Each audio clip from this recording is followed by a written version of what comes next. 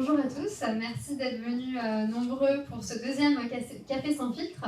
Donc voilà, donc la même chose que la dernière fois, on va commencer par 2 présentations de 30 minutes sur la question s'associer avec un ami, bonne ou mauvaise idée. Mais cette fois-ci avec quelque chose qui me tenait à cœur, c'est de laisser la parole à une étudiante pépite qui représente l'ensemble des étudiants pépites qui sont ici aujourd'hui avec nous. Et l'idée c'est que c'est elle qui va animer parce que justement quand on est étudiant entrepreneur, il faut aussi savoir apprendre à se présenter, à parler devant une salle de 80 personnes et c'est pas toujours facile. Donc voilà, je vous présente Fleur Alette. Merci de l'applaudir parce que c'est un exercice difficile. Merci. C'est celle qui va présenter cet événement aujourd'hui. Donc, bonjour à tous, je m'appelle Fleur, j'ai 24 ans. Je suis en 2e année de DUT métier du multimédia et de l'internet et ça fait un petit moment que l'entrepreneuriat m'intéressait en fait. Donc quand j'ai entendu parler de Pépite, j'ai décidé de sauter le pas. Avec un ami, on s'est lancé dans l'aventure. On a un projet d'application mobile. Et c'est vrai que Pépite, c'est relever des défis et se lancer des challenges. Et quand Julien m'a parlé d'animer cet événement, comme je ne suis pas du tout à l'aise à l'oral, je me suis dit que c'était pour moi. Donc me voilà devant vous, j'espère que ça va aller. Donc le thème du Café sans filtre aujourd'hui, c'est s'associer avec un ami, bonne ou mauvaise idée. Donc comme je vous le disais, moi je suis associée avec quelqu'un dans Pépite, donc c'est une question qui m'intéresse beaucoup. Vous le verrez plus tard, dans Pépite, on est beaucoup à être dans ce cas-ci, donc on va recevoir des invités et on espère qu'on sera un peu plus éclairé là-dessus à la fin. Donc avant de commencer, j'aimerais remercier les membres fondateurs de Pépite, donc le vice-rectorat, la CCI, la DECAL et l'UNC, ainsi que tous nos partenaires et nos tuteurs pédagogiques et professionnels qui nous accompagnent dans Pépite. Donc, on va commencer par accueillir Angéline Flégel, qui est consultante psychologue, qui va nous parler des enjeux du recrutement en entreprise. Puis on recevra Olivier Mazzoli, monsieur le bâtonnier, et qui nous parlera du pacte d'associés quand on monte un projet entrepreneurial. Et enfin, on accueillera la table ronde avec monsieur le bâtonnier encore, Angéline Flégel, Aurélie Chéron de l'incubateur NC, maître Caroline Marcoux d'Orchy et Nolan Charles de Hugo. Donc voilà les étudiants pépites dont je vous parlais tout à l'heure. On est 12 projets à avoir été retenus. On a passé une commission le 20 mars. Donc comme vous le voyez, on est beaucoup en groupe. Et malheureusement, tous n'ont pas pu venir, mais on a déjà 4 qui sont au premier rang ici. Voilà.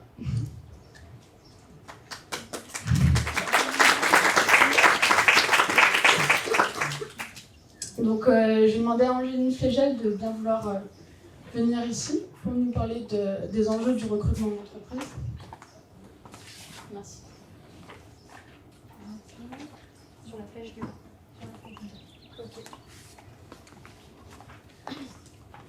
Donc, bonjour à tous. Moi j'ai 39 ans mais je ne suis pas plus à l'aise à l'oral que ma collègue. Donc j'espère aussi que je vais m'en sortir. Très heureuse d'être ici pour vous présenter du coup les enjeux du recrutement pour une entreprise. Je vais me présenter et puis ensuite je déroulerai la présentation sur 5 axes au niveau du recrutement et j'essaierai de faire des liens avec la question qui vous anime et qui nous anime aujourd'hui sur l'association. Alors, moi je suis consultante psychologue. Alors une psychologue, qu'est-ce qu'elle vient faire là? Il y a plusieurs types de psychologues en fait. Il y a des psychologues qui font de la thérapie. Et puis il y a des psychologues du travail. Moi c'est ce que j'ai fait et ce qui m'occupe aujourd'hui aussi la moitié de mon temps. Donc j'ai travaillé, je suis arrivée en Nouvelle-Calédonie, alors vous allez vite l'entendre, hein, j'ai pas l'accent d'ici, mais pourtant je suis en Calédonie depuis 10 ans. Et j'ai eu des missions de psychologue du travail durant 8 ans dans un cabinet qui au départ s'appelait Atout Majeur, puis qui s'est appelé CEOS, puis qui a été intégré à Auclair-du-Pont. C'est la même structure, c'est un cabinet de conseil et de recrutement. Et dans ce cabinet, j'ai fait énormément de recrutement pour tout type de poste. Atout Majeur, à l'époque, moi je suis rentrée en 2011 et c'était le partenaire exclusif de KNS à l'époque, quand l'usine, dans la montée en puissance de l'usine. Donc beaucoup de recrutement sur tout type de poste. Après, on n'est pas spécialisé, et je n'étais pas spécialisée dans le secteur minier, mais vraiment tout secteur et surtout tout statut, des employés, des agents de maîtrise et des cadres. Donc je prendrai des exemples au fur et à mesure de la présentation pour vous illustrer mes propos. Donc je suis installée à mon compte là depuis le début de l'année. Après, j'ai une quinzaine d'années d'expérience puisque j'avais travaillé également en métropole avant, dans l'accompagnement de salariés avec des VAE, avec des accompagnements à la mobilité, des accompagnements d'entreprise et d'administration. Donc en gros, dans mon domaine d'expertise, beaucoup de recrutement. Encore aujourd'hui, il y a des entreprises qui font appel à moi pour que je vienne en fait les assister ou les appuyer sur la partie recrutement. Des évaluations psychologiques beaucoup dans les shortlists de recrutement pour objectiver, je vais en parler un tout petit peu tout à l'heure, le recrutement de personnes. De la formation également, beaucoup de formation aussi en recrutement, des bilans de compétences, des bilans professionnels, des interventions sur des risques psychosociaux et des cellules psychologiques d'urgence lorsqu'il se passe des choses graves en entreprise. Donc, ce que je proposais aujourd'hui, c'est de vous parler de l'enjeu du recrutement sur 5 thèmes. Le premier, c'est recruter, c'est une compétence qui est vraiment à part entière. Et ce n'est pas un acte banal de management. Vous parlez du coup d'un mauvais recrutement, parce qu'on est toujours pressé à recruter, parce qu'il nous manque une ressource, mais on ne se rend pas bien compte que de ne pas y consacrer du temps, ou de l'énergie, ou de ne pas se former, ou d'avoir la compétence en recrutement, ça peut coûter très cher d'avoir un mauvais recrutement. De définir l'une des clés, ça peut paraître banal, mais avec le nombre d'entreprises que je rencontre, je me rends compte que souvent les entreprises ou les entrepreneurs disent il nous faut un responsable administratif et financier, il nous faut une assistante de direction, c'est votre métier, allez-y, recrutez. Oui, mais c'est pas parce qu'on nomme un métier qu'on nomme une compétence. Et que ça va bien au-delà de ça, et que être entrepreneur et être chef d'entreprise ou manager, ça demande aussi à bien définir son besoin, de quoi on a besoin réellement, au-delà du titre d'une assistante de direction ou d'un juriste ou d'un RAF. Donc définir son besoin et surtout établir des critères de sélection qui vont objectiver votre démarche de recrutement. Et puis je finirai brièvement sur que le recrutement, c'est vraiment un process à part entière et qui se poursuit à l'issue de la sélection.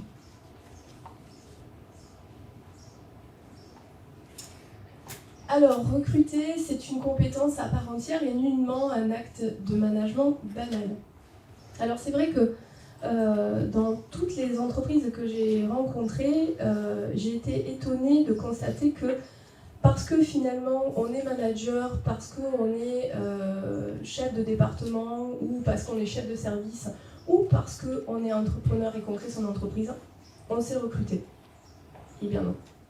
C'est pas parce qu'on a cette compétence-là de créer une boîte, de diriger un service, qu'on sait forcément recruter. Effectivement, il y a des personnes qui savent, il n'y a pas de souci, et puis il y en a d'autres qui savent un petit peu moins. J'ai rencontré une entreprise il y a très peu de temps, un chef d'entreprise qui était directeur d'exploitation avant de sa boîte. C'est une boîte qui travaille dans le domaine de la logistique et qui a aujourd'hui appris la gérance de l'entreprise et qui me disait clairement, finalement, je me rends compte que je ne sais pas recruter parce que si je fais le bilan, et bien là, je viens de recruter un directeur commercial et avec le recul, je me dis, il y avait des signes au début auxquels je n'ai pas voulu être attentif et je me rends compte que ces signes-là, je n'arrive pas à les détecter. Donc j'ai besoin de quelqu'un qui m'appuie, qui me donne un avis aussi extérieur et qui m'aide sur la partie recrutement parce qu'aujourd'hui, je me rends compte que je ne sais pas faire. J'ai d'autres compétences, j'ai des compétences pour faire marcher ma boîte, pour la développer, pour l'exploiter, pour l'administrer au jour le jour. Mais par contre, le recrutement, je peux avoir un avis, mais j'ai vraiment besoin d'un appui. Donc, chef d'entreprise ou manager ne veut pas dire forcément recruteur. Quelquefois, on a la compétence, quelquefois, on a besoin d'être aidé. Donc, ce n'est pas une compétence ni banale, ni innée. Et puis, souvent, j'entends des entrepreneurs ou des managers qui disent « mais moi je cherche un technicien de maintenance par exemple, mon technicien est parti, et ben allez-y, recrutez-moi un technicien de maintenance, et puis de toute façon on en recrutera un autre, et c'est pareil. Et ben non.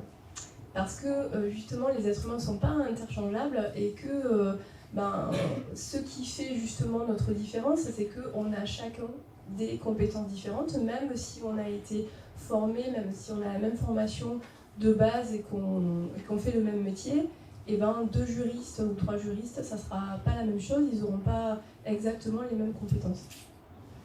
Donc la qualité du recrutement, ou la qualité, j'ai envie de dire, de l'association que l'on va faire, c'est une des valeurs clés quand même de l'entreprise ou d'un service, parce que c'est la matière grise d'une entreprise.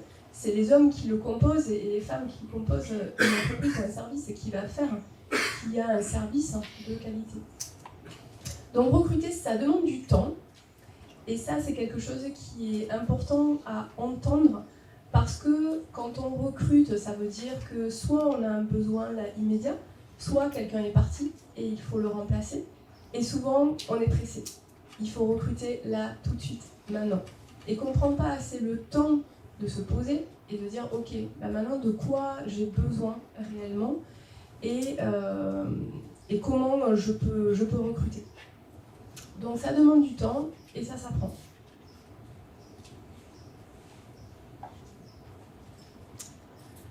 Parce que de recruter dans la précipitation et de recruter aussi quelquefois un peu par affinité, on en parlera tout à l'heure, eh bien on peut le payer cher avec un mauvais recrutement. Donc ça représente un coût alors qui est difficilement évaluable, mais en tout cas on peut donner déjà des éléments par rapport à ce coût. Déjà, de recruter en tant que tel, un recrutement normal, c'est un coût.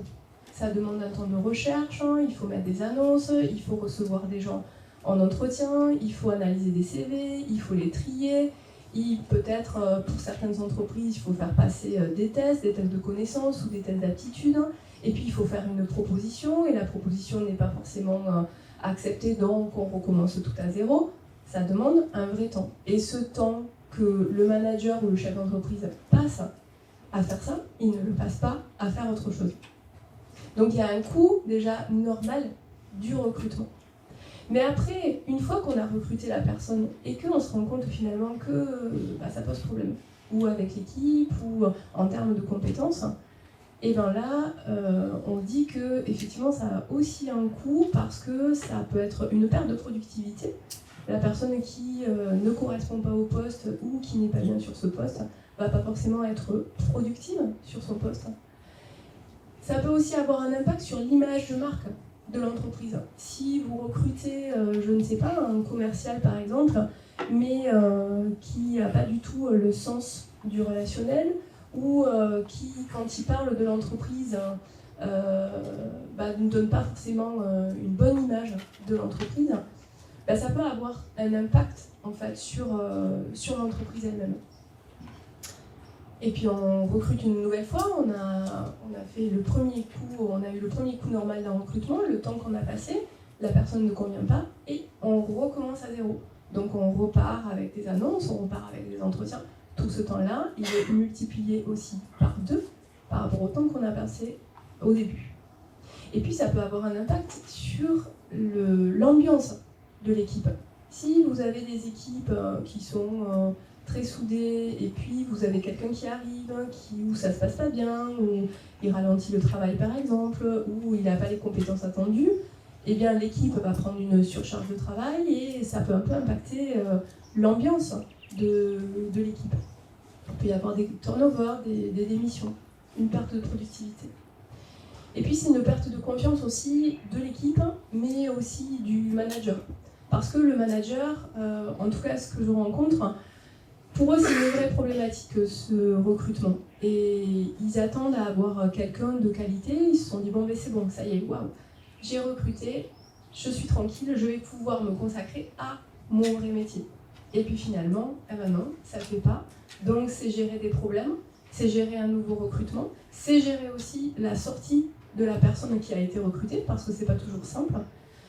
Donc c'est compliqué d'avoir effectivement toutes ces conséquences-là d'un mauvais recrutement. Et quand on y pense avant, on se dit que finalement, de gérer les conséquences d'un mauvais recrutement, eh ben, ça coûte plus cher que de recruter la bonne personne dès le départ. D'où l'intérêt d'y passer du temps, d'y consacrer du temps et de réfléchir réellement à mais qui on veut dans son entreprise, quelles compétences on a besoin.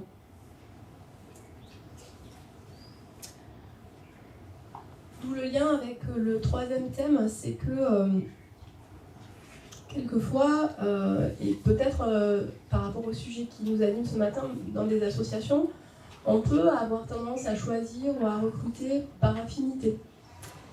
Il y a un copain, il y a un ami, donc je vois à peu près ce qu'il fait.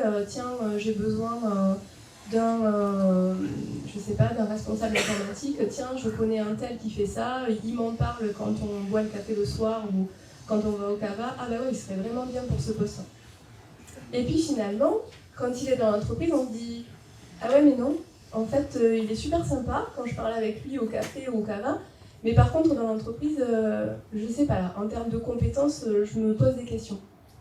Parce qu'on n'a pas défini son besoin et on n'a pas évalué la compétence. On a juste recruté ou on s'est juste associé par affinité et en pensant et en supposant que la personne va être compétente puisqu'elle est super bien quand on boit le café ou quand on boit le cava. Et après, c'est très difficile de rompre cette relation-là. Donc une des clés, ça peut être déjà de se dire bon bah ok, moi aujourd'hui je cherche un comptable confirmé pour ma boîte, et ben qu'est-ce que ça veut dire? De quoi j'ai besoin exactement? Parce que ce que j'ai beaucoup entendu, ce que je vous disais tout à l'heure, c'est oh mais vous les recruteurs, les chargés de recrutement, ben je cherche un comptable confirmé. Vous savez ce que c'est? Ben allez-y, recrutez-moi un comptable confirmé.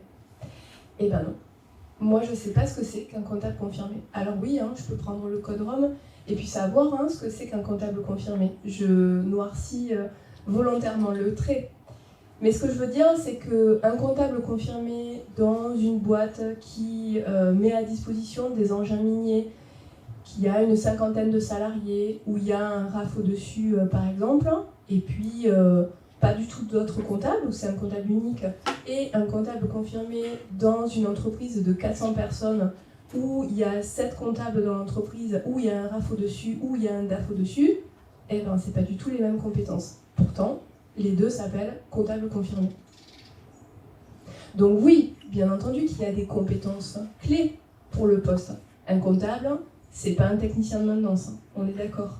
Mais ça veut vraiment dire pour le chef d'entreprise et pour le manager, et pour les recruteurs aussi, peut-être que vous serez demain, de se dire mais qu'est-ce que j'attends exactement? Quelles compétences, quel savoir-faire et quel savoir-être j'attends pour ce poste? Les savoirs, c'est la connaissance de certains logiciels. Les comptables, par exemple, il y a des tas de logiciels qui sont utilisés, et peut-être que dans mon entreprise, je suis en train de changer de logiciel, j'étais à Sage et puis je passe à un autre logiciel, par exemple, et je vais attendre quelqu'un qui connaît ce nouveau logiciel. Parce que ça va être ça, l'enjeu pour moi, pour ce poste. Donc dans le recrutement, la compétence qui va être attendue, elle dépend aussi du contexte dans lequel ça se déroule. Ou alors je vais attendre un comptable confirmé, mais qui fasse uniquement de la compta fournisseur, par exemple, et pas de la compta client ou de la compta générale. Ça dépend aussi de savoir-faire. Qu'est-ce que la personne elle a mis en œuvre dans son activité? Où c'est qu'elle a mis en œuvre? D'avoir développé là aussi sa compétence de comptable confirmé dans une entreprise de 20 personnes ou de 400, c'est pas la même chose. D'avoir vécu des changements dans son entreprise de logiciels, de mise en place de nouvelles activités, c'est pas la même chose. Et puis il y a les fameux savoir-être. Alors vous le voyez dans les annonces d'emploi, quelquefois, je ne sais pas si vous y avez été attentif et attentive, quand on lit les annonces d'emploi, il y a aussi des savoir-être. Être disponible, être discret, avoir le sens de la relation client. Et tout ça, ça va aussi être très important à aller tester en entretien. Alors me direz-vous, comment on fait? Eh bien ça s'apprend. Pour aller essayer de tester ces qualités-là. Est-ce que le candidat, il a ou il n'a pas? Donc définir le besoin que l'on a, eh ben, ça prend du temps déjà. Et il faut aussi accompagner, à mon sens, les entreprises en ce sens, c'est-à-dire leur dire, définir le besoin, oui, ça prend du temps, mais le temps que vous y consacrez là, ça va être du temps qui ne sera pas perdu.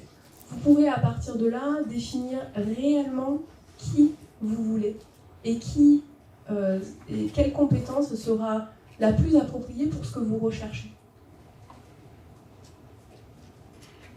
Donc à partir du moment où vous avez déjà défini votre besoin, vous pouvez déjà optimiser votre démarche de recrutement.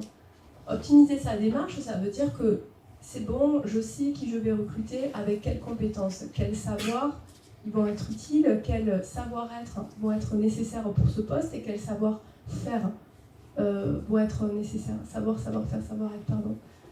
Et du coup, je vais me dire, ok, donc pour ce poste, ça veut dire que mes critères de sélection, ça va être 5-6 critères qui vont me permettre de comparer et de sélectionner de manière objective mes candidats. Et la personne avec qui je bois le café ou je vais au cava, que je connais bien et qui occupe un poste de responsable comptable, là, je vais pouvoir le faire rentrer dans cette grille de sélection. Et le rencontrer comme je rencontrerai tous les autres candidats.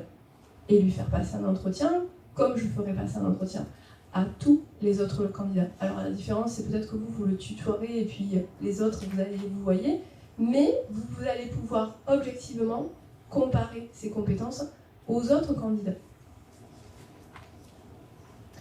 Objectiver sa démarche de recrutement, c'est aussi ne pas être seul quand vous recrutez. Parce que souvent, les petites entreprises, la structure dont je parlais tout à l'heure, qui fait de la logistique, le chef d'entreprise me disait que finalement, il était très seul dans son recrutement. Aujourd'hui, en tant que chef d'entreprise, c'est à lui qu'on demandait de recruter. Alors oui, c'est à lui, et c'est à lui que revient la décision. Maintenant, c'est pas parce que c'est à lui que revient la décision qu'il doit être seul dans son recrutement. Et il peut demander à des chefs de service, à des personnes extérieures, de venir et de lui donner un avis qui soit extérieur. Parce que je travaille avec une entreprise, par exemple une grosse entreprise aujourd'hui qui a un process de recrutement extrêmement lourd, en tout cas que les candidats pensent lourd, où avant d'être recruté, il y a au minimum 3 entretiens dans l'entreprise. Avec le N+1, avec le N+2 et avec le N+3. Et c'est très lourd, effectivement, mais finalement, de mettre en place cette démarche, ils l'ont mis en place depuis 3-4 ans à peu près, ils se rendent compte qu'ils ont beaucoup moins de turnover qu'avant sur leur poste. Parce qu'ils mettent du temps à recruter, mais quand ils recrutent et quand ils prennent la décision, c'est la bonne. Et ils osent, je vais en parler un tout petit peu tout à l'heure, dire « Ah ben non, là effectivement, ce candidat nous paraissait intéressant, mais finalement, quand on reprend nos critères de sélection, là, ça va pas. » C'est standardiser aussi vos méthodes et vos outils. C'est pas la même chose de recevoir quelqu'un pendant 2h30 et puis une autre personne pendant une demi-heure. C'est pas la même chose de recevoir quelqu'un juste avant un rendez-vous hyper important et l'après-midi quand on a bu son café et que tout va bien.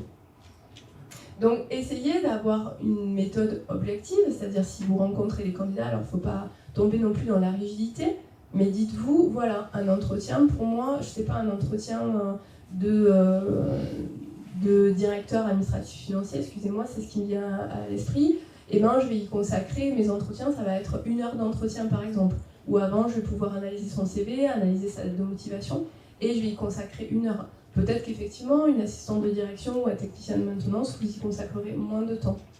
Mais c'est essayer d'avoir la même démarche pour tout le monde. C'est ce qui va vous permettre aussi de comparer les candidats.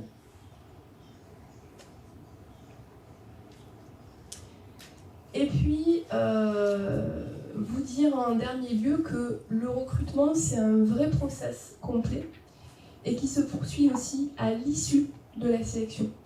C'est-à-dire que je vois beaucoup d'entreprises qui disent « Ah, mais c'est bon, super, j'ai recruté, ça y est, j'ai trouvé la bonne personne, eh ben ça y est, je peux partir en vacances. » Et je peux vous assurer qu'il y en a beaucoup. C'est bon, j'ai recruté, allez, je m'en vais pendant 3 semaines, et puis finalement, je ne sais pas ce qui se passe dans l'entreprise.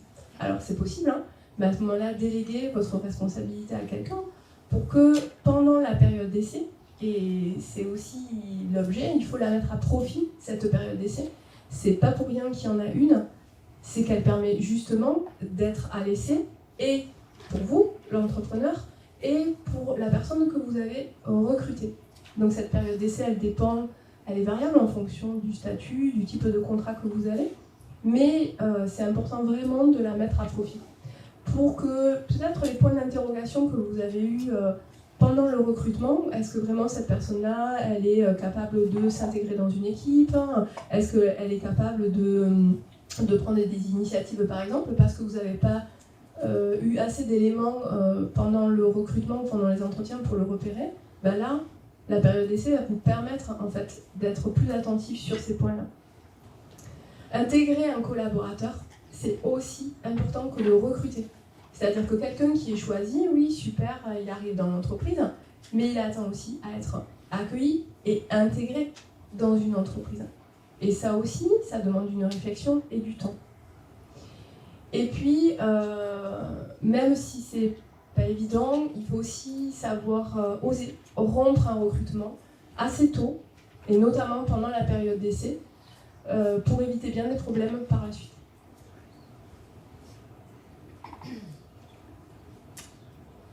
Est-ce que vous avez des questions ou des réactions ?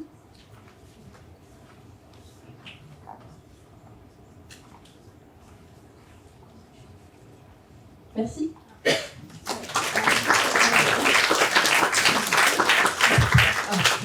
Merci. Oui, moi je me demandais, et j'ai oublié, ça y est. Quand on crée son entreprise et qu'on n'a pas d'employé encore, est-ce que c'est possible de se faire assister par un recruteur consultant par exemple ou... Oui, bien sûr, c'est possible. Après, ça a un coût. Mais il y a des tas de cabinets en Nouvelle-Calédonie qui ont des consultants qui font du recrutement, donc c'est tout à fait possible. Après, je ne connais pas tous les cabinets de la place, mais on peut vendre des prestations qui sont différentes. Il y a des personnes qui, comme moi, font juste de l'assistance aux entretiens, c'est-à-dire l'entreprise a choisi, a identifié des candidats, mais a besoin d'un appui juste ou d'un avis extérieur sur des entretiens de recrutement pour avoir un avis sur les compétences. Donc là, on peut lui apporter juste cette assistance-là. Et puis, il y a des entreprises qui veulent vraiment se décharger de cette partie-là parce qu'elles sont conscientes aussi que ça prend du temps. Et à ce moment-là, elles délèguent tout le recrutement, c'est-à-dire elles vont faire appel à des entreprises ou à des prestataires en libéral pour dire voilà, moi j'ai besoin d'un commercial par exemple, je veux que vous me fassiez le recrutement de A à Z. L'intérêt c'est que effectivement ça fait gagner du temps, ça a un coût, mais il faut comparer le coût en fait que justement ça coûte, qu'on investit finalement dans le temps qu'on gagne nous en tant qu'entrepreneurs. Et il faut savoir aussi qu'il y a un certain nombre d'entreprises, un certain nombre de cabinets, quand vous faites le process en entier, du début à la fin, ils vous garantissent aussi le candidat qu'ils placent. C'est-à-dire que si jamais le candidat part, eh bien, il s'engage avec, sans frais supplémentaires à vous retrouver quelqu'un.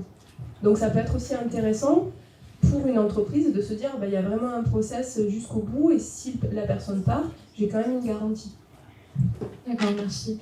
Et j'ai plusieurs recruteurs qui m'ont dit qu'ils vont privilégier le savoir-être au savoir-faire. Par exemple, prendre quelqu'un qui n'est pas forcément très expérimenté ou qui n'est pas au top niveau technique, mais qui va être prêt à être autonome et qui est désireux d'apprendre. Vous en pensez quoi ? Ça dépend des entreprises. Il y a certaines entreprises, effectivement, qui vont vraiment privilégier ce savoir-être parce que ça va être important pour eux, parce qu'ils auront cette autonomie. là, pas plus tard que la semaine dernière, j'ai évalué effectivement une candidate où c'est le cas, c'est-à-dire que pour le poste, ils avaient établi des critères de sélection et notamment un niveau d'études à Bac+5. Ils ne voulaient pas des candidats pour des raisons internes de hiérarchisation des statuts et des salaires prendre quelqu'un en dessous. Mais finalement, dans les candidats qui faisaient partie de la shortlist, aucun avec ce savoir avait toutes les compétences pour le poste. Par contre, il y avait une candidate qui avait vraiment ce savoir-faire-là, mais qui était à Bac+3. Et en la recevant à l'entretien, on s'est rendu compte qu'effectivement, il y avait ce savoir-faire, qu'elle avait en plus la capacité d'apprendre, c'est-à-dire qu'elle pouvait très bien passer un Bac+5 en VAE dans l'entreprise ensuite, et que surtout, elle avait du savoir-être, c'est-à-dire qu'en termes d'intégration dans l'équipe, qu'il y avait vraiment des éléments qui étaient positifs pour une bonne intégration, qu'elle savait communiquer, qu'elle savait être discrète, etc. Et effectivement, c'est ce qui a favorisé le recrutement. D'accord, merci beaucoup. D'autres questions? Ah, monsieur, attends.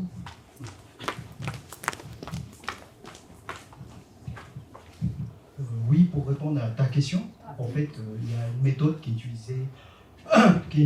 utilisée pour le recrutement de très haut niveau. En fait, il n'utilise pas le savoir-être, le savoir-faire ou le savoir. En fait, il utilise 3 autres critères. Le premier, ce qu'on appelle la force mentale. Il voudrait savoir si la personne a la capacité à résister au stress, aux difficultés à venir du poste. Le deuxième, c'est ce qu'on appelle la maturité intellectuelle. Est-ce que la personne a suffisamment de maturité intellectuelle pour gérer son équipe, aussi son entourage et les clients. Et le troisième, c'est le potentiel. C'est la capacité à s'adapter, à avancer, à progresser dans l'avenir. En fait, à un très haut niveau de recrutement, ils utilisent ces méthodes et c'est beaucoup plus pertinent. Parce que moi, les savoir-être, j'en ai vu certains qui m'ont feinté. Ouais. Ils étaient excellents à l'entretien. Une fois, vous recevez dans l'entreprise, il n'y avait pas d'autre choix que de le licencier. Et en fait, ça, c'est un recruteur diplômé d'une très très grande école aux États-Unis. Lui, dans sa vie, il a passé 30 000 entretiens. Et c'est ses intimes convictions qui l'ont permis de trouver cette méthode-là. Il a dit aucune méthode n'a été jusqu'à présent suffisamment pertinente. Et en fait, lui, c'est son expérience et c'est ses convictions qui l'ont permis de trouver cette méthodologie. C'est juste pour répondre à ta question. Merci. Très bien, merci Angéline. C'est vrai que le recrutement, quand on est étudiant entrepreneur ou même entrepreneur débutant, c'est une question qu'on se pose tous.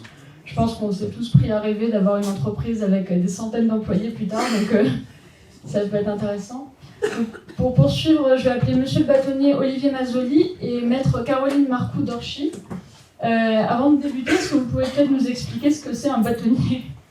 Oui, bonjour à tous et à toutes. Olivier Mazzoli, donc avocat et bâtonnier. Alors, qu'est-ce que c'est qu'un avocat? Je pense que tout le monde saura à peu près ce que c'est qu'un avocat. Donc, un professionnel du droit qui est plutôt là pour conseiller les gens, les assister et les représenter en justice au cas où il y a des procès. Voilà les 3 volets de l'activité de l'avocat. Le bâtonnier, c'est un avocat, comme les autres, sauf que pendant 2 ans, il est élu par les autres avocats pour être le bâtonnier. C'est-à-dire que traditionnellement, c'est lui qui porte le bâton. Alors le bâton, c'est pourquoi? D'une part, c'est parce que le bâtonnier il a une fonction de répression dans le barreau, c'est-à-dire que c'est lui qui règle les différends entre avocats, entre eux, quand les avocats ne sont pas contents, pas d'accord, c'est le bâtonnier qui tranche les différends. Les avocats peuvent aussi avoir des différends avec les magistrats, puisque de par leur profession, ils sont devant les juridictions, il peut y avoir ce qu'on appelle des incidents d'audience, des litiges avec les magistrats. C'est le bâtonnier qui va régler le problème. Et puis les avocats peuvent avoir des différends de temps en temps avec leurs clients. Des clients qui ne sont pas satisfaits en matière d'honoraires, en matière de prestations, en matière de diligence. Et là encore, c'est le bâtonnier qui règle le différend. Ça, c'est son premier pouvoir de bâtonner, et donc le pouvoir de régler les différends. Deuxièmement, c'est que le bâtonnier il représente, c'est pour ça que je suis là aujourd'hui, c'est-à-dire que quand on a besoin de s'adresser aux avocats, on est 125 avocats à Nouméa, et bien il y a un représentant qui parle au nom des 125 avocats, c'est le bâtonnier, Donc pendant 2 ans, le bâtonnier représente les avocats dans les organisations officielles. Quand il y a un dépôt de gerbe, une inauguration ou une manifestation officielle, c'est le bâtonnier qui représente l'ensemble de ses confrères. Et puis aussi, pour tout ce qui est organisation de la profession, là on a des discussions avec le gouvernement sur des réformes de textes. Enfin voilà, c'est le bâtonnier qui représente les autres avocats. Et le bâtonnier aussi, son troisième rôle, c'est qu'il administre l'ordre des avocats, c'est-à-dire que c'est lui qui convoque le conseil de l'ordre, qui met à l'ordre du jour du conseil de l'ordre les délibérations qui seront prises et qui après exécute les décisions du conseil de l'ordre. Voilà ce que c'est qu'un bâtonnier. Et j'espère que ça a répondu à la question. Ça vous va? C'est à peu près clair? C'est pas simple. Donc c'est un avocat qui représente les autres avocats. Et c'est territorial du coup? Oui, alors les avocats sont des professions libérales qui sont organisées par ce qu'on appelle un barreau. Le barreau, c'est l'ensemble de tous les avocats qui exercent devant un tribunal. Donc ici, on est les avocats du barreau de Nouméa, puisqu'on exerce devant le tribunal de première instance de Nouméa. Et donc le bâtonnier est responsable de tous ces 125 avocats de Nouméa. D'accord, merci. Je vais vous laisser nous parler donc du pacte d'associés, qui peut être intéressant si on veut s'associer avec un ami. Alors, ok, donc juste un petit mot de présentation après cette présentation du fonction de bâtonnier. Donc Olivier Mazzoli, avocat, bâtonnier. Moi aussi, je suis pas très à l'aise à l'oral, c'est pour ça que je suis devenu avocat. Merci en tout cas Fleur d'avoir osé faire ce que vous faites. Merci à tous ceux qui sont là d'oser. On va en parler un petit peu, c'est très important quand on est entrepreneur de savoir oser. Oser non seulement faire ce que vous faites, oser prendre la parole, oser se lancer dans un projet, et oser aussi, on va voir, parler des choses qui peuvent fâcher, y compris avec ses associés, avec ses amis. C'est hyper important. On pourrait éviter beaucoup de problèmes si on avait osé parler des choses qui peuvent fâcher.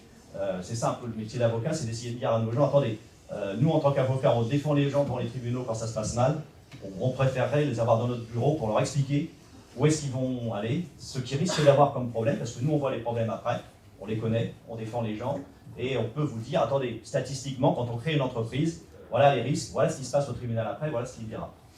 Donc, je suis avocat depuis 1996, ça fait un peu beaucoup d'années, principalement en droit des affaires. J'ai fait aussi, pendant 5 ans, j'étais directeur juridique régional dans une filiale d'un grand groupe du BTP, où j'avais beaucoup de sociétés à gérer, j'administrais toutes les filiales du groupe. Et puis, je suis maintenant bâtonnier au barreau de Nouméa, avec beaucoup de plaisir que je suis là devant vous pour vous parler de cette histoire de pacte d'associés. Est-ce qu'il y a des étudiants en droit dans la salle ou pas de juristes? Non, vous ne bousculez pas. Alors ça va, si, bon, vous ne vous cachez pas, hein, justement, au contraire, c'est très bien.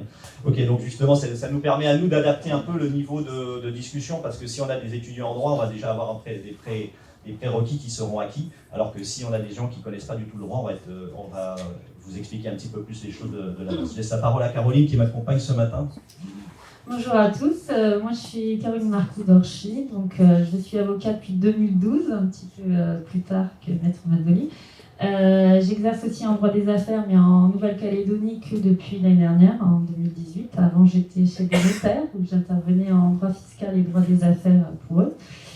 Et j'ai travaillé avant en tant que fiscaliste au Luxembourg. Donc voilà.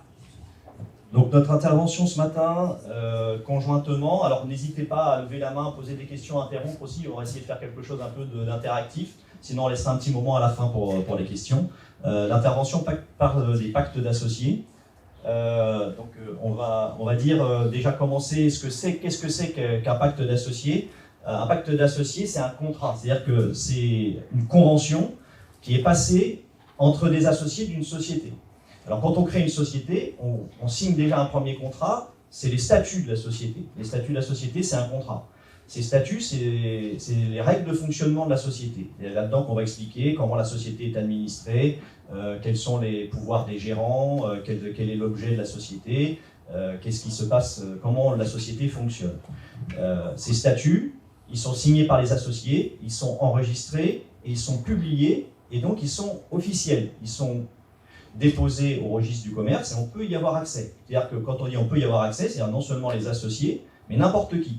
N'importe qui peut avoir accès au statut de la société.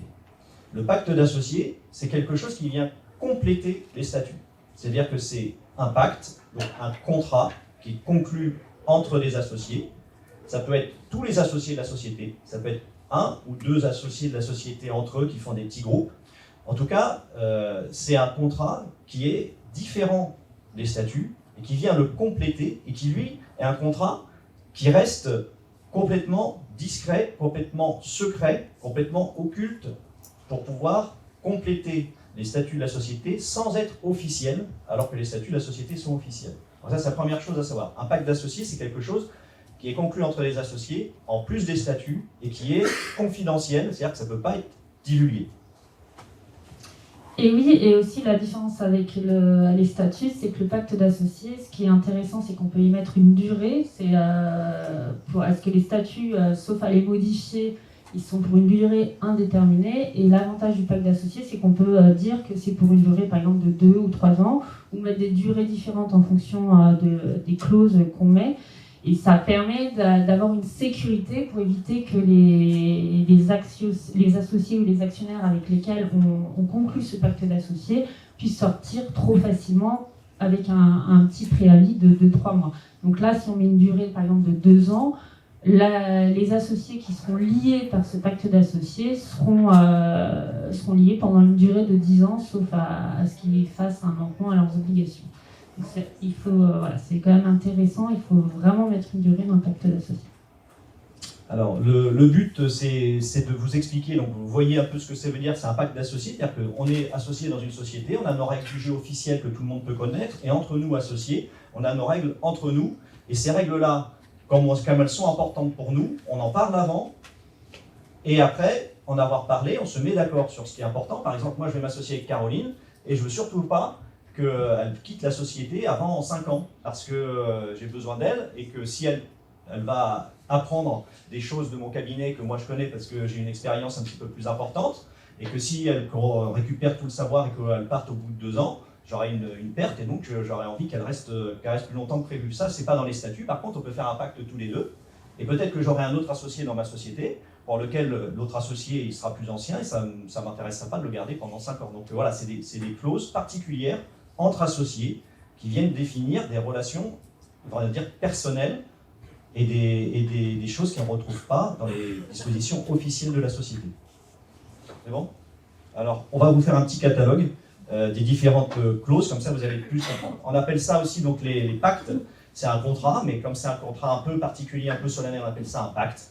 Les pactes adjoints ou les pactes d'associés, c'est la même chose. Donc, on les a classés en différentes catégories, et vous allez voir que d'une catégorie à l'autre, on retrouve un peu les mêmes clauses.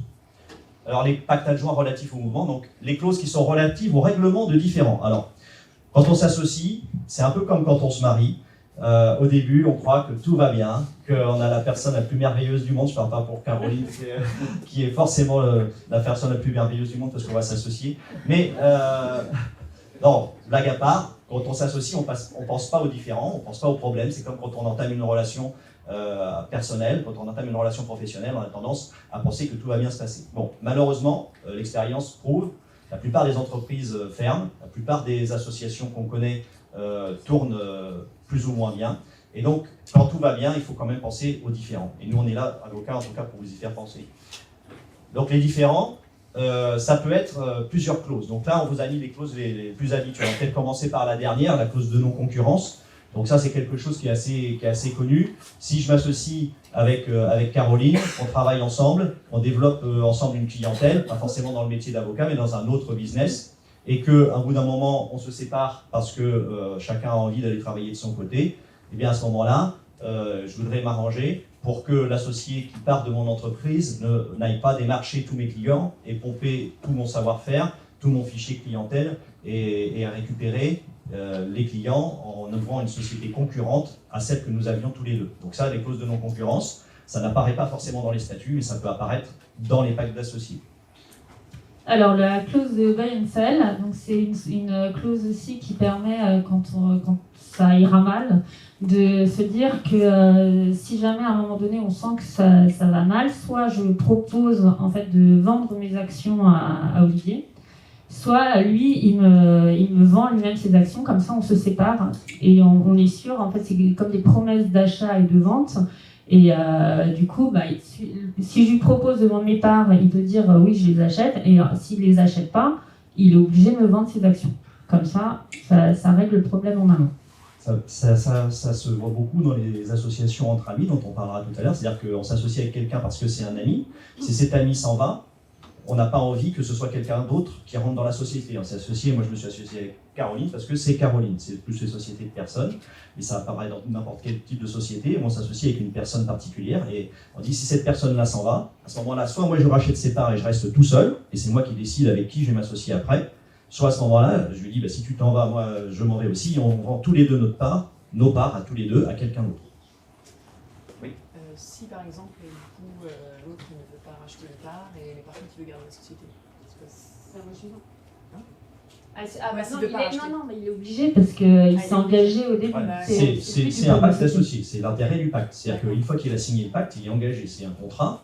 Et donc s'il ne le fait pas, on verra, il y a des conséquences pour lui. C'est pour ça qu'il faut bien y réfléchir avant et se faire la liste de ceux qu'on veut. Et à partir du moment où on s'est engagé dans un pacte de buy and sell, on va dire non. Et c'est pour ça qu'il faut quand même très très bien rédiger les pactes associés et pour éviter qu'il y ait des chemins de traverse. Quelle était la question? On n'a pas entendu. Alors la question c'était si l'associé qui a signé une clause de buy and sell avec son associé ne veut pas racheter les parts de l'associé. Qu'est-ce qui se passe quoi? Comment on peut faire? C'est bon. Et après donc les droits de préemption, droits de préférence. J'ai presque la même question, mais c'est plutôt s'il n'a pas les moyens d'acheter les parts. Qu'est-ce qui se passe? Ça, soit il fait un prêt à la banque, soit l'autre il lui dit tu peux pas racheter les parts, mais généralement quand même si on fait une clause de buy and sell, c'est que la société elle va bien, donc après la banque elle fait un emprunt rapidement, et sinon c'est celui qui voulait partir qui rachète les parts de la société. Et après, on peut prévoir, dans ces cas-là, on pourra de toute façon prévoir d'autres moyens de racheter les parts sociales, notamment avec un crédit vendeur, où il y a différentes sortes. Si c'est juste une question de moyens, ça peut se régler si la société va bien. Si la société va mal, de toute façon, il vaut mieux la dissoudre à un moment donné. Ouais. Donc les droits de préemption et droits de préférence, c'est la même chose, c'est-à-dire que, c'est un peu le même principe, c'est-à-dire que si on s'associe avec quelqu'un, on va lui dire au cas où je vende mes parts, je peux toujours proposer mes parts à quelqu'un qui soit de l'extérieur de la société, mais si mon associé veut les prendre, il aura un droit de préférence. C'est-à-dire que je trouve un acquéreur à l'extérieur pour mes parts pour 100 francs, je vais les proposer à Caroline à 100 francs, et si elle les prend à 100 francs, elle aura la préférence par rapport à l'extérieur. Voilà, donc c'est une façon aussi de se protéger entre associés, en disant, à ce moment-là, on ne ferme pas complètement la vente à des gens de l'extérieur, mais à conditions financières équivalentes, celui qui est déjà associé aura la préférence, ou aura un droit de préemption d'achat des parts préférentielles par rapport à quelqu'un qui n'est pas encore dans la société. C'est bon? Alors, autre point sur lesquels on peut avoir des difficultés et sur lesquels on a des clauses qui sont prévues dans les pactes d'associés, ce sont tout ce qui va concerner les droits de contrôle et d'information. Quand on est associé dans une société, on a un certain nombre de droits, notamment le droit de participer aux assemblées générales, le droit de voter pour les décisions qui sont prises en assemblée générale et le droit d'avoir un certain nombre d'informations et un certain nombre d'accès aux documents de la société. Il y a des sociétés dans lesquelles il y a des associés qui sont là tous les jours et qui voient comment ça se passe, qui voient comment se tient la comptabilité, quelles sont les dépenses qui sont engagées. Il y a des sociétés dans lesquelles seul le gérant a accès à la comptabilité et une fois par an, les associés ont, au moment de l'assemblée générale de la société, la comptabilité de la société. Donc on peut vouloir s'organiser différemment et en se disant, mais on est associé, dans les statuts de la société, il est marqué qu'on aura le droit d'accès annuel tel que la loi le prévoit dans le code de commerce pour avoir accès aux sociétés, aux documents comptables de la société au moment de l'assemblée générale. Mais nous, entre associés, on prévoit des clauses différentes dans notre pacte. Alors, le droit d'information afin de contrôler la bonne marge des affaires, donc ça va un petit peu plus loin que le simple droit de consultation, puisque là, l'associé, il peut demander, donc, dans le pacte d'associés, avoir une information, donc quand il pose une question, d'avoir des informations sur des contrats qui ont été passés par la société, par exemple, une explication aussi, plutôt que de consulter lui-même les documents, il peut poser des questions pour avoir des réponses aux interrogations qui se posent sur la bonne marge de la société. Donc c'est vraiment, il va avoir plus qu'un simple droit de consultation, puisque les autres associés ou le gérant vont devoir lui répondre à ces questions pour l'informer de comment marche la société. Droit de de suite disent encore la clause de sortie conjointe. Donc ça c'est pareil en cas de sortie et de prise de contrôle de la société. C'est-à-dire que si on propose à un des associés de lui racheter ses parts, par exemple la société marche très bien, et puis une grosse entreprise propose de racheter les parts d'un des associés, on peut prévoir dans le pacte d'associés, indépendamment des statuts, que si un extérieur propose un achat à un des associés, à ce moment-là, cet associé-là ne pourra sortir que si l'autre associé bénéficie aussi des mêmes conditions de rachat de ses parts. Ça fait partie des décisions qu'on peut prendre entre associés. Clause d'accord unanime, donc ça, c'est les règles du droit des sociétés prévoient qu'un certain nombre de décisions concernant la société se prennent à la majorité des parts, représentant les droits de vote dans la société. Et il est possible, entre associés, de prévoir des règles différentes en disant pour les contrats importants, je laisserai Caroline développer par exemple, au lieu de dire simplement la majorité, puisqu'on a peut-être un associé qui est majoritaire dans le capital, mais pour les décisions importantes, il faudra qu'on soit unanime, c'est-à-dire qu'il n'y ait pas une seule personne qui vote contre. Et donc ça, on l'organise dans notre pacte associé. Oui, donc du coup, l'intérêt aussi, c'est que quand on est un actionnaire ou un associé minoritaire, donc forcément, les décisions, on a très peu de poids. Si moi j'ai 10% dans la société et qu'Olivier en a 90%, forcément, moi, j'ai jamais une minorité de blocage. Donc, minorité de blocage, c'est une minorité qui me permet de m'opposer à la décision. Là, généralement, dans la plupart des sociétés, même quand c'est une décision extraordinaire, c'est une majorité des 3/4. Donc, Olivier, s'il a 90, il aura forcément les 3/4. Et moi, en fait, finalement, ma décision, elle sera nulle. Et c'est pour ça qu'on peut prévoir, pour protéger aussi l'associé, l'actionnaire minoritaire, c'est de dire qu'il y a certains cas, effectivement, tu as une minorité dans la société, mais le majoritaire ne pourra pas faire n'importe quoi, il ne pourra pas tout le temps t'opposer sa décision. Et c'est pour ça qu'on prévoit des clauses d'accord unanime. Ça se fait beaucoup pour les montants des rémunérations de gérance, notamment, parce que quand on vote la rémunération du gérant, elle est votée en assemblée générale, et ce que la société dépense en rémunération du gérant, ça fait autant de bénéfices en moins. Donc ceux qui sont associés et qui ne sont pas gérants, ils voient leur possibilité de gain sur la société diminuer, et s'ils sont minoritaires, ils n'ont rien à dire. Donc le gérant qui pourrait être majoritaire ou qui pourrait avoir l'appui des majoritaires pourrait diminuer les dividendes des autres. Donc c'est l'intérêt d'avoir des clauses d'accord unanime, notamment. Voilà. Et après, donc, un accord de non-agression. Donc ça, c'est pour les sociétés en disant si par exemple la société se développe et qu'on a des investisseurs qui veulent rentrer dans le capital de la société, des associés se mettent d'accord pour éviter d'agresser la société et de participer à des prises de capitaux qui viendraient diluer les participations de leurs associés dans le pacte d'associés. C'est à peu près la même chose que les clauses de concertation en cas d'offre publique d'achat de parts. Oui, sauf que ça s'adresse quand même à des sociétés qui sont cotées sur les marchés. Donc, pour le coup, si vous créez votre société, ce ne sera pas pour tout de suite. Des questions sur ces différentes clauses? Non? Alors, les clauses relatives à la finance, donc c'est bien aussi là-dessus que souvent les différends s'opposent entre associés. J'ai parlé tout à l'heure, donc des clauses de répartition des bénéfices ou de répartition du résultat. C'est-à-dire que là, encore une fois, les statuts de la société peuvent prévoir que si on est associés tous les deux à 50-50, on aura tous les deux 50% des bénéfices de la société. Ce qui est à peu près équitable si on a tous les deux mis 50% du capital à l'origine, et si tous les deux, par notre travail, on participe à 50% à l'activité de la société. Mais si dans la société, il y a un des deux associés qui est tous les jours, qui travaille dans la société, et l'autre associé n'a fait que d'amener de l'argent au début pour démarrer la société, c'est un peu inéquitable. Donc on peut prévoir dans un pacte d'associés une répartition des résultats, une répartition des bénéfices de la société qui soit différente de la représentation du capital social. Donc ça c'est intéressant dans certaines sociétés où on a des associés qui prévoient qu'indépendamment du fait qu'ils aient un certain pourcentage du capital, ils auront un autre pourcentage des bénéfices de la société. Oui, et puis je veux rajouter aussi, ça peut être intéressant encore une fois pour un actionnaire ou un associé minoritaire, puisque lui, effectivement, il a très peu de poids, encore une fois, sur les résultats de la société. Et en fait, les associés ou les actionnaires ne sont pas obligés de distribuer des dividendes lors d'un exercice social. Donc ils peuvent décider de mettre en réserve pour après faire des investissements dans la société, sauf que l'actionnaire minoritaire, il n'aura pas forcément intérêt, lui, à ce que ce soit mis en réserve.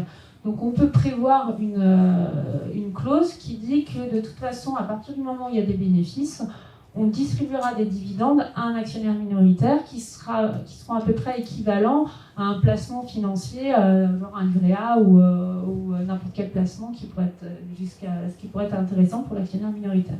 Donc c'est pour vraiment lui garantir, parce que lui, s'il a une toute petite participation dans le capital de la société, forcément ce qu'il veut, c'est récupérer un petit peu d'argent. Donc s'il n'en récupère pas, il y a un avantage qui est quand même assez minime. Donc c'est pour ça que ça peut être aussi utilisé ce genre de clause. Après, les autres clauses, stabilisation des capitaux propres, c'est un peu l'inverse. C'est-à-dire que là, on est d'accord entre associés pour dire qu'avant de commencer à se distribuer de l'argent entre nous, on stabilise les capitaux propres de la société, comme on fait des associés de sociétés importantes en disant pendant les premières années, on se répartit pas de dividendes, on réinvestit dans la société, on solidifie notre société. Et ça, c'est dans le pacte d'associés, c'est pas dans les statuts. Clause de plafonnement des participations, c'est pareil, ça c'est pour éviter de diluer un associé. Et la clause de souscription, donc on s'engage à souscrire aux augmentations de capital qui seraient faites par les autres. Oui, ça c'est pour que vous soyez au courant. Après, les clauses de sortie, alors clause de sortie et clause de droit financier, ça c'est important, c'est beaucoup là-dessus qu'on a des contentieux nous. On a plusieurs clauses possibles. L'important c'est que vous sachiez que ça existe et que c'est là qu'on peut avoir des différends. La clause anti-dilution, on en a parlé, c'est-à-dire qu'un associé est dans la société, tout d'un coup un des associés vend ses parts et un nouvel associé arrive, il injecte de l'argent dans la société, il augmente le capital social, si bien que si on avait un capital social par exemple de 100 000 francs, avec un associé qui en avait 10%, ça représentait 10 000 francs. Si un associé arrive et qui lui injecte 1 million de francs dans la société, et bien, alors que jusqu'alors il avait un certain pourcentage, maintenant son pourcentage va être dilué. Donc on prévoit dans les tracts d'associés des clauses anti-dilution. Les difficultés qu'on retrouve le plus souvent, c'est concernant l'absence ou la mauvaise rédaction d'une clause d'agrément. Clause d'agrément, ça veut dire quoi? Ça veut dire que je suis associé avec quelqu'un. Dans ma société, je prévois que si, par exemple, je suis associé avec Caroline, si moi je veux vendre mes parts de la société, je vais trouver quelqu'un qui va me les racheter, mais cette personne-là, je ne pourrai lui vendre que si Caroline est d'accord pour agréer la personne que je veux faire rentrer dans notre société. C'est-à-dire que je ne peux pas vendre librement mes parts. Je suis obligé d'obtenir l'agrément de mon associé pour pouvoir faire rentrer un tiers dans la société. Si tu veux parler du droit de retrait, ou si tu veux le débat et le décès aussi. Alors, donc le droit de retrait, ça permet à un associé, en fait, dans certains cas où justement on est associé, moi je suis minoritaire encore une fois, j'ai pas de chance, et du coup ça se passe mal dans la société et je voudrais vendre mes parts sociales parce que ça se passe mal. Mais j'ai que 10% dans la société. Si c'est une petite société, j'aurais un peu du mal à les vendre et je suis bloquée dans la société. Donc le droit de retrait, ça permet d'être sûr pour un associé, encore une fois minoritaire généralement, de se dire que si ça se passe mal, je peux me retirer. Après, soit c'est la société qui va racheter les parts sociales et dans ces cas-là, il y a une diminution du capital social, soit c'est un autre associé qui va être obligé de me racheter mes parts sociales, mais ça me permet de dire que je peux m'en aller sans être bloqué dans une société. Donc c'est intéressant, plus pour les minoritaires qui ont plus de mal à vendre 10% à un tiers d'une société qui n'est pas... Enfin, c'est pas Apple, quoi. Sinon, 10% d'Apple, peut-être qu'il n'aura pas de problème. Clairement. Après, clause d'inaliénabilité, ça veut dire que pendant un certain temps, on s'engage à ne pas vendre ses parts sociales, de façon à protéger son associé en disant moi, pendant un certain temps, je ne vendrai pas mes parts, je resterai associé. La clause d'agrément, on en a parlé. La cession forcée, c'est un peu le contraire, c'est-à-dire que si on a certains motifs, on peut obliger quelqu'un à sortir de la société. C'est un peu la même chose que la clause d'exclusion de la société. C'est vraiment les problèmes auxquels vous ne pensez pas forcément quand vous vous associez, et c'est ceux sur lesquels nous on a le plus de difficultés. C'est-à-dire que la chose à retenir, c'est que le pacte d'associés, avec toutes ces clauses qui peuvent vous paraître un peu bizarres ou byzantines maintenant, ça résout des problèmes. C'est-à-dire que le message, c'est de dire que ce pacte d'associés, c'est une sorte d'assurance anti-blocage de la société. On se retrouve, nous, avec des clients, j'en ai encore récemment, là, deux exemples. Un dont l'associé a disparu en mer. Et donc, voilà, on a une société qui est paralysée parce qu'on ne sait pas quoi faire. Il n'est pas mort. Ses parts sociales ne sont pas cédées, ne sont pas transmises à ses héritiers parce que les héritiers n'ont pas la qualité d'associé. Les droits de vote sont gelés, la société est paralysée. Et puis un autre dans lequel on a un associé qui est décédé. Et c'est pareil, donc là, Caroline va vous en parler, elle a un cas aussi. Donc ça, c'est des choses, il faut, malheureusement, on est tous sûrs que ça va nous arriver un jour. Donc autant en parler, autant l'écrire et l'anticiper dans un contrat. Oui, donc justement pour la clause de décès, moi j'avais eu le cas d'un jeune entrepreneur qui s'était associé avec un ami, et c'est lui qui portait la société. Donc, puis comme il avait 34 ans, bon, c'est vrai qu'il n'avait pas prévu de clause de décès. Et il avait une petite fille qui avait 2 ans, donc toute petite, et malheureusement il est mort. Et du coup, la petite fille, elle s'est retrouvée associée d'une société, mais l'autre associé n'en voulait pas, donc elle n'a pas été agréée pour la société. Il y avait des problèmes, donc comme l'autre associé ne faisait pas très bien marcher la société, il ne voulait pas tout de suite racheter les parts parce que ça lui coûtait trop cher. Donc résultat, on avait une petite fille qui avait droit à rien parce qu'elle n'était pas agréée dans la société. La maman, elle ne pouvait rien faire, même en tant que représentant légal, parce qu'elle n'était pas associée, donc ça a pris un certain temps. Là, finalement, il a accepté de racheter les parts, mais à un prix qui était très minime. Donc, alors que si on avait prévu le cas du décès de cet homme-là dans le pacte d'associés, il y aurait eu un pourcentage qui aurait été donné, ou éventuellement dire que ça allait être la représentante légale qui allait reprendre la qualité d'associé. Donc, on aurait pu prévoir à l'avance les différentes possibilités, plutôt que de bloquer la société pendant 1 an et surtout mettre la petite dans une situation qui n'est pas évidente. Déjà, elle a perdu son papa et en plus, elle se fait spolier derrière. Ok, écoute, les autres, on a tous scanné là.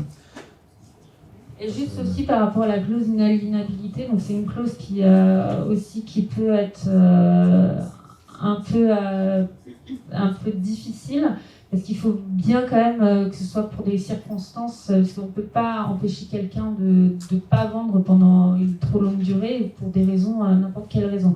Donc on ne peut pas juste on met une clause d'inaliénabilité, il faut vraiment la développer en ayant un intérêt. Il faut développer dans quel cas il y aura une clause d'inaliénabilité, et des cas bien précis et avec un vrai intérêt, parce que sinon c'est pas valable. Alors les clauses relatives aux droits extra-financiers, donc ça on retrouve un peu les mêmes choses. L'information des associés, on en a parlé tout à l'heure. L'obligation éventuelle de se concerter avant chaque assemblée générale pour voter de la même manière. Donc on s'organise entre associés, donc là on ne comprend rien, ça ne peut pas être dans les statuts, que c'est quelque chose d'occulte. Constituer des groupes à l'intérieur de la société. Un droit de veto pour certaines décisions. Et puis on peut, par un pacte d'associés, se mettre d'accord à l'avance pour voter pour ou contre certaines résolutions. Ouais. Et puis sur la renonciation temporaire au droit de vote, encore une fois, là c'est vraiment, il faut que ça soit temporaire, parce que le droit de vote est quand même inhérent au fait d'avoir une part sociale dans la société. Normalement, une part sociale donne un droit de vote. Donc d'un intérêt public, on ne peut pas interdire à un associé de voter. Donc c'est pour ça que ça doit être temporaire pour un cas bien déterminé. Donc après, pareil, l'information des associés. Donc ça reprend un peu ce qu'on avait dit au tout début, donc des modalités d'information particulières. Et le droit à l'alerte, c'est pour lui permettre d'alerter en fait en cas de problème dans la société, notamment des problèmes financiers. Normalement, il y a un droit d'alerte notamment pour le commissaire aux comptes. Donc là, ça permet à l'associé d'être au courant, notamment parce qu'il a eu toutes sortes d'informations et d'alerter sur les problèmes. Est-ce que oui. Toutes ces clauses que vous avez présentées, il y a un formalisme particulier, c'est des actes privés ou c'est entre associés Alors, ces clauses, elles sont récapitulées dans le pacte d'associés. Le pacte d'associés, c'est un contrat qui est soumis au droit commun des contrats. Et donc, effectivement, le mieux, c'est qu'elle soit écrite, qu'elle soit vraiment bien écrite et qu'elle soit signée par tout le monde. Voilà, après, c'est le droit commun des contrats qui s'applique au pacte d'associés. Donc une convention qui réponde aux règles du Code civil régissant les conventions. Après, ce qu'il faut faire attention quand on rédige un pacte d'associés, c'est bien de se faire conseiller, parce que comme vous avez vu, comme le dit Caroline, à chaque fois, il y a des principes et puis il y a des choses trappes. C'est-à-dire que si on met une clause de non-concurrence, par exemple, qui ne serait pas limitée dans le temps, elle serait entachée de nullité. Ainsi de suite, une clause restrictive des droits de vote, ça peut se faire que dans certains cas. Une répartition inégalitaire des bénéfices, bon voilà, ça peut se faire sans problème. Enfin, si vous envisagez de rédiger un pacte d'associés, ce qu'on vous conseille, il faut aussi, comme pour un recrutement, il faut faire conseiller, parce que là on arrive dans une technicité contractuelle. Il faut se méfier des contrats tout faits qu'on trouve sur Internet. Parce que là, franchement, on a eu des gros soucis à gérer avec des clients qui avaient fait ça. Oui. Est-ce qu'habituellement, quand vous en rédigez, vous prévoyez qu'il soit revu systématiquement à l'entrée de chaque nouvel associé? De toute façon, en fait, il s'applique qu'avec les signataires. Donc oui, on prévoit effectivement que chaque nouvel associé pourra le signer, mais après c'est aussi une discussion qu'il y a entre les associés signataires.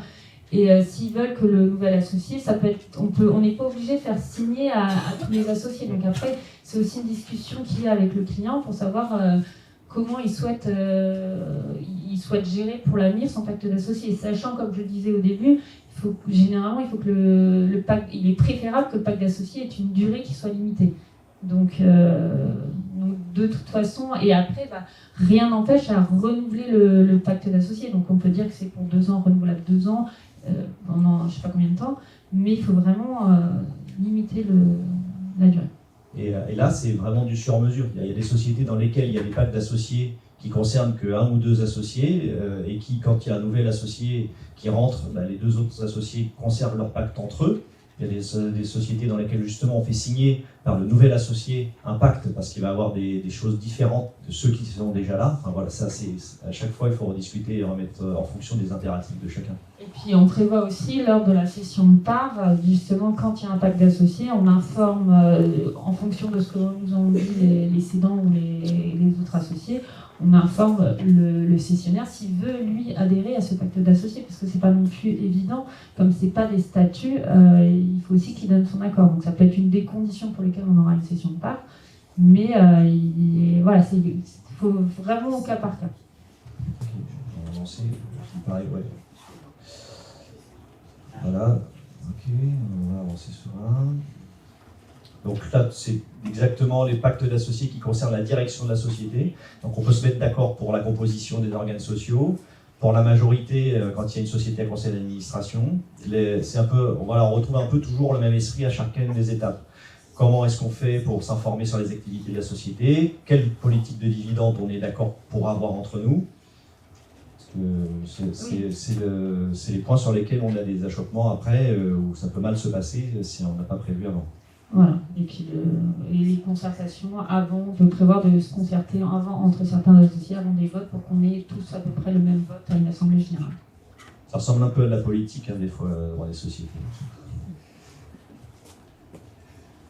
Alors voilà, on arrive à la fin, donc ce qu'on voudrait vous faire passer comme message, c'est que le pacte, dans certains cas particuliers, toute violation du pacte justifie une action en responsabilité contractuelle de la part des victimes.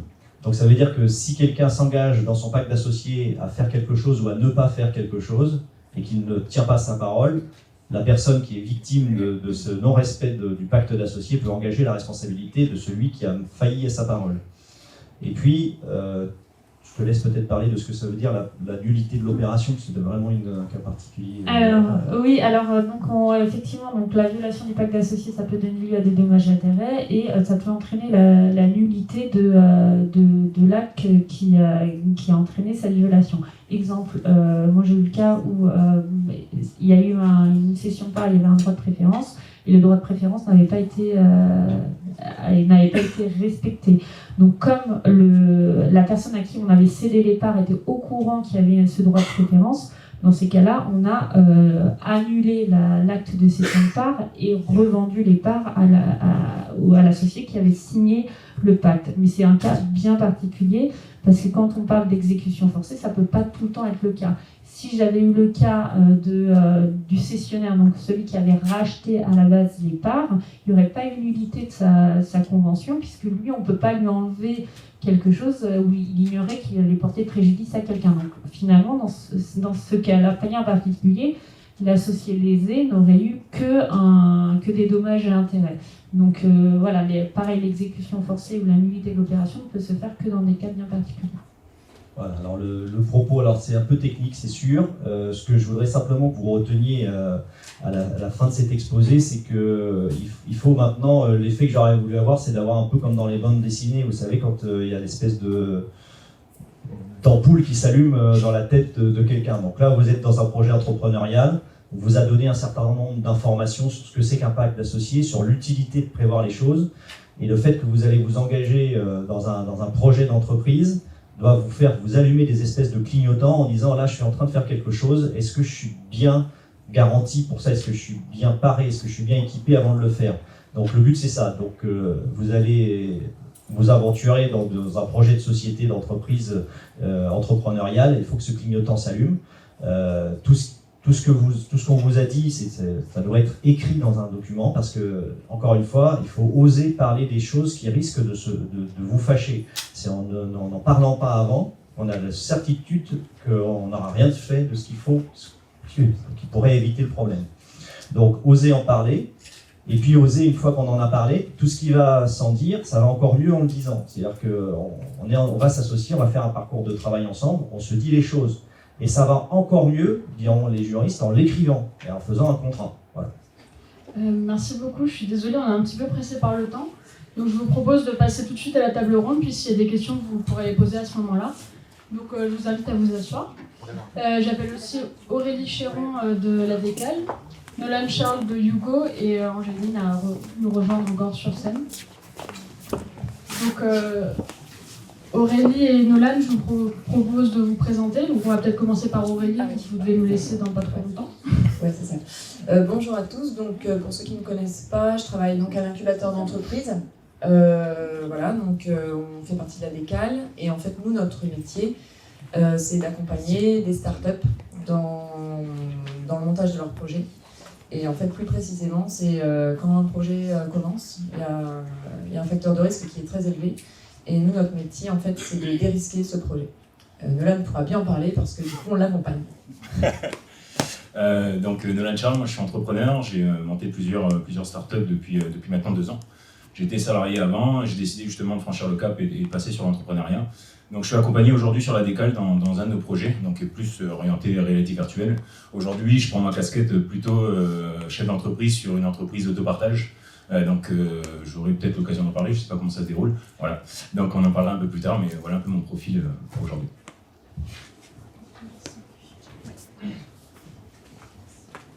Merci. Donc pour introduire la table ronde, est-ce que quelqu'un veut se prononcer, s'associer avec un ami, bonne ou mauvaise idée?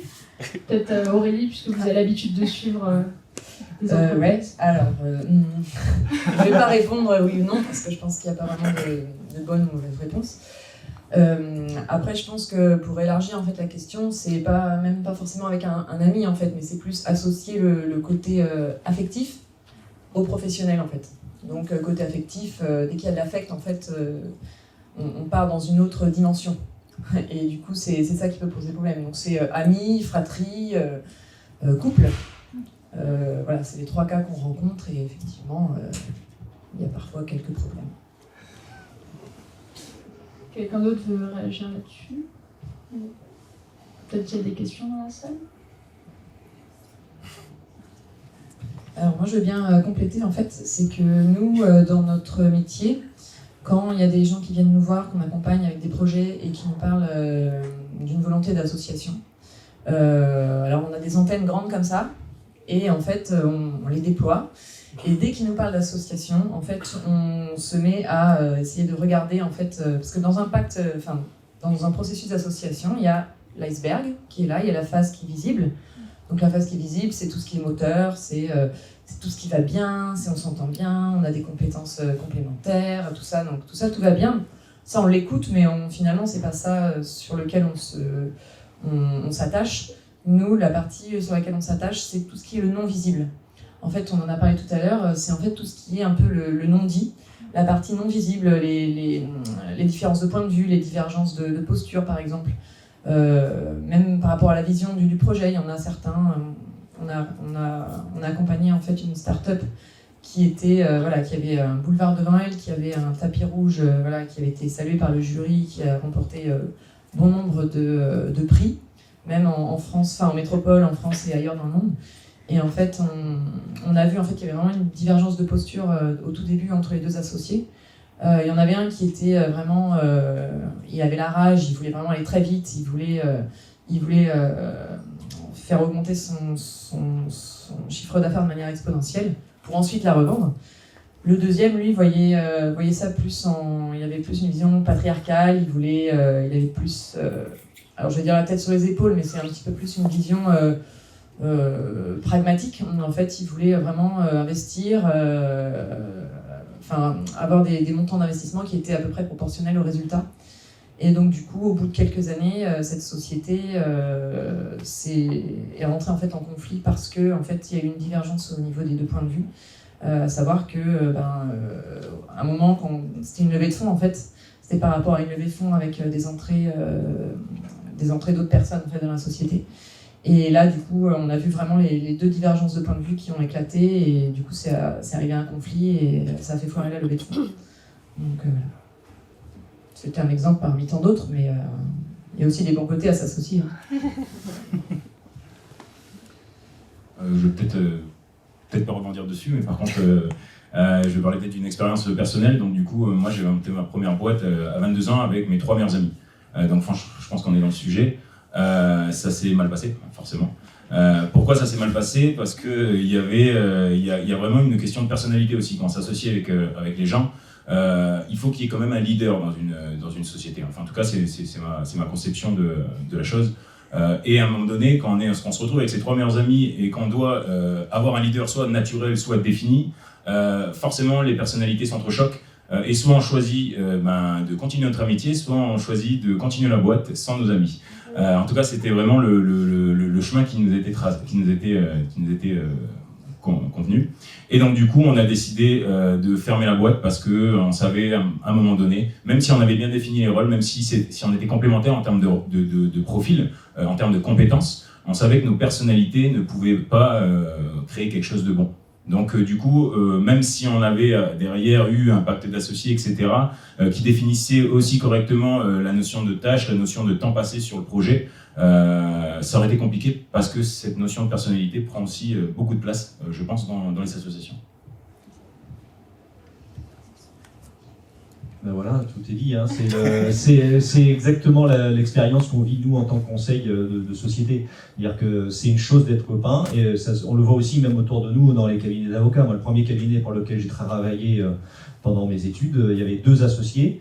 Il y en avait un, moi je ne l'ai jamais vu autrement qu'en costume, cravate, avec le bouton fermé. Et quand on rentrait dans son bureau, il y avait 2 dossiers posés, ils étaient alignés parfaitement d'équerre les 2. L'autre associé, on rentrait dans son bureau, il y avait des feuilles de partout.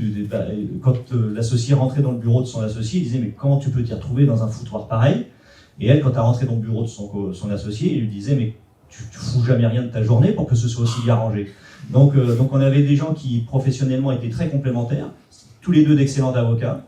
Ils avaient tous les 2 des compétences professionnelles indéniables, beaucoup de charisme et beaucoup de professionnalisme, mais et à un moment donné, leur personnalité était trop différente pour pouvoir avoir un projet commun. Et donc forcément, le cabinet a explosé et chacun a fait son cabinet de son côté. Et ça, c'est quelque chose, alors que par ailleurs, c'est des gens qui se recevaient régulièrement, qui étaient amis depuis leurs études de droit, et qui avaient fondé leur cabinet d'avocats à eux 2, parce qu'ils étaient copains de fac.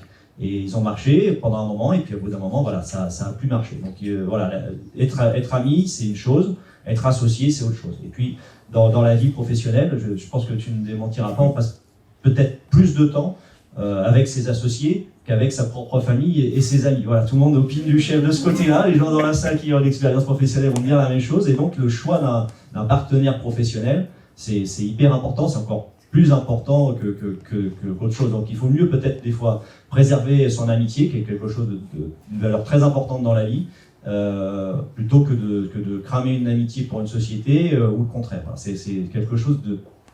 Voilà, moi en tout cas professionnel du conseil en entreprise, je dis, s'associer avec un ami, c'est pas forcément une mauvaise idée, mais c'est pas toujours une bonne idée. Est-ce qu'il y en a du coup qui veulent s'associer avec des amis dans cette...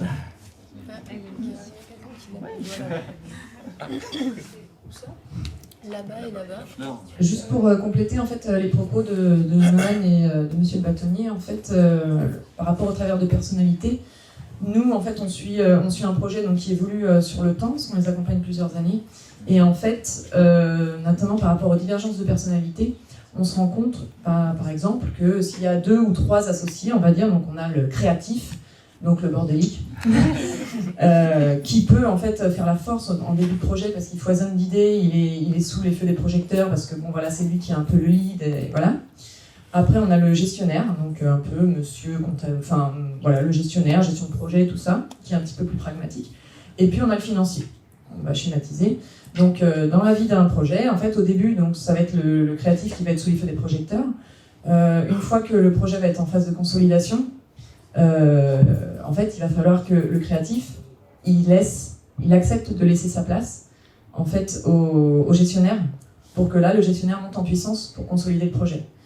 Et en fait, c'est là où les conflits peuvent intervenir, parce que le créatif, il a peut-être encore envie d'être sous les feux des projecteurs, il n'a pas forcément envie de laisser les rênes au gestionnaire, alors que dans la vie du projet, ce serait adéquat que là, ce soit le gestionnaire qui prenne les rênes. Et ensuite, si on va encore plus loin, au bout de quelques années d'activité, quand on est arrivé à une levée de fonds par exemple, là ce serait bien que ce soit le financier qui soit au devant de la scène et donc que le gestionnaire accepte de laisser la place au financier. Et en fait c'est dans ces jeux de personnalité et en fait de mise en avant que nous on se rend compte qu'il y a beaucoup de conflits. Oui, Hugo, une question là. Ton expérience avec tes 3 amis a été finalement négative parce que tu n'as pas réussi à créer ce que tu voulais faire. Mais personnellement, est-ce que ça a été une expérience positive pour toi? Est-ce que ça t'a permis, en fait, après, de lancer d'autres projets? Tout à fait. En fait, c'est plutôt une expérience même que positive. Vu qu'on a lancé notre activité, on était en activité pendant 3 ans et demi. Donc moi j'ai pris ça comme une expérience positive. Pourquoi? Parce que déjà je les ai gardés les amis, donc c'est plutôt pas mal. On a eu notre expérience professionnelle aussi, donc on a vu comment gérer en fait même une petite entreprise, comment se répartir le travail, quelles étaient aussi les attentes de chacun par rapport aux tâches de chacun. En fait c'était vraiment ça, le gros problème c'était dans la mesure du temps passé de chacun. Où on se disait, ah bah lui il fait plus que moi, ou lui fait moins que moi. Et donc du coup, en fait, c'était vraiment un dialogue qu'on aurait dû avoir dès le début de la société, où chacun dit, ok, quel est le temps que tu peux passer dans cette société-là? Une fois qu'on a défini le temps passé, on n'a plus de surprise. On sait très bien que la personne qui s'est engagée à passer 20% de son temps, va passer 20% de son temps. Et également, la personne qui a dit qu'il passait 80%, elle a intérêt d'y passer 80%. Donc du coup, ça nous a permis quand même d'avoir cette petite notion de management, de financier et de doute aussi, hein, parce que c'est comme ça qu'on a commencé l'entrepreneuriat. Et pour moi, c'est ça l'entrepreneuriat, c'est que du doute. Il faut savoir gérer le doute. Ça m'a permis justement de pouvoir créer d'autres choses derrière et d'arriver avec des armes un peu plus aiguisées, on va dire, sur mes nouvelles activités. Donc je vois déjà l'actionnariat de manière différente et je fais pas les mêmes erreurs aussi que j'ai pu faire par le passé. Oui, donc totalement positif. Merci. Et du coup, Angéline, peut-être, en tant qu'entrepreneur, quels seraient les conseils que vous donneriez pour s'associer avec un ami et que ça se passe bien? Moi, je suis assez d'accord avec ce qui a été dit et ça me renvoie à une réflexion, c'est peut-être se poser la question avant de s'associer. Pourquoi on s'associe? À quoi ça va nous servir de s'associer? Parce qu'effectivement, quand on débute une entreprise, ça peut être pour se rassurer, d'avoir quelqu'un qui est là, hein, qu'on connaît, un ami, se dire ah bah oui, lui, je le connais, il est là, il était en classe avec moi, ou c'est mon ami d'enfance, et ça me rassure en fait qu'il soit là parce qu'il a toujours été là, ou elle a toujours été là lors de mes coups durs. Et de se poser la question, mais d'y répondre peut-être un peu plus profondément, c'est-à-dire qu'en dehors de me rassurer, finalement, pourquoi je m'associe, et peut-être la deuxième question, pourquoi je m'associe avec cette personne-là? Et qu'est-ce qu'elle peut m'apporter, cette personne-là? Au-delà de me rassurer, qu'est-ce qu'elle peut m'apporter comme compétences complémentaires? Alors, moi, je ne me suis pas associée, mais par contre, j'étais dans une entreprise où il y avait qui était gérée par des associés.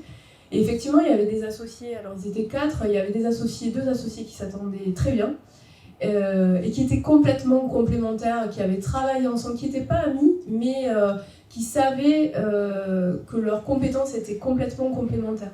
Un qui était beaucoup plus sur la partie commerciale et d'autres beaucoup plus sur la partie technique. Et en fait, il y avait quelque chose qui passait entre eux et voilà, qui était inné. J'allais dire comme la comparaison dans un couple tout à l'heure, c'est que effectivement il y avait quelque chose qui passait, qui se disait même pas, mais finalement qui collait. Et puis avec d'autres associés qui sont rentrés dans un deuxième temps, où là ça a été beaucoup plus compliqué parce qu'il y avait déjà aussi des associations et quelquefois, tu parlais de 3 amis tout à l'heure, il y en a un par exemple avec qui on s'entend mieux parce qu'on a vécu des tas d'expériences et puis d'autres qui sont venus après mais qui peuvent se sentir aussi à l'écart par rapport aux 2 autres.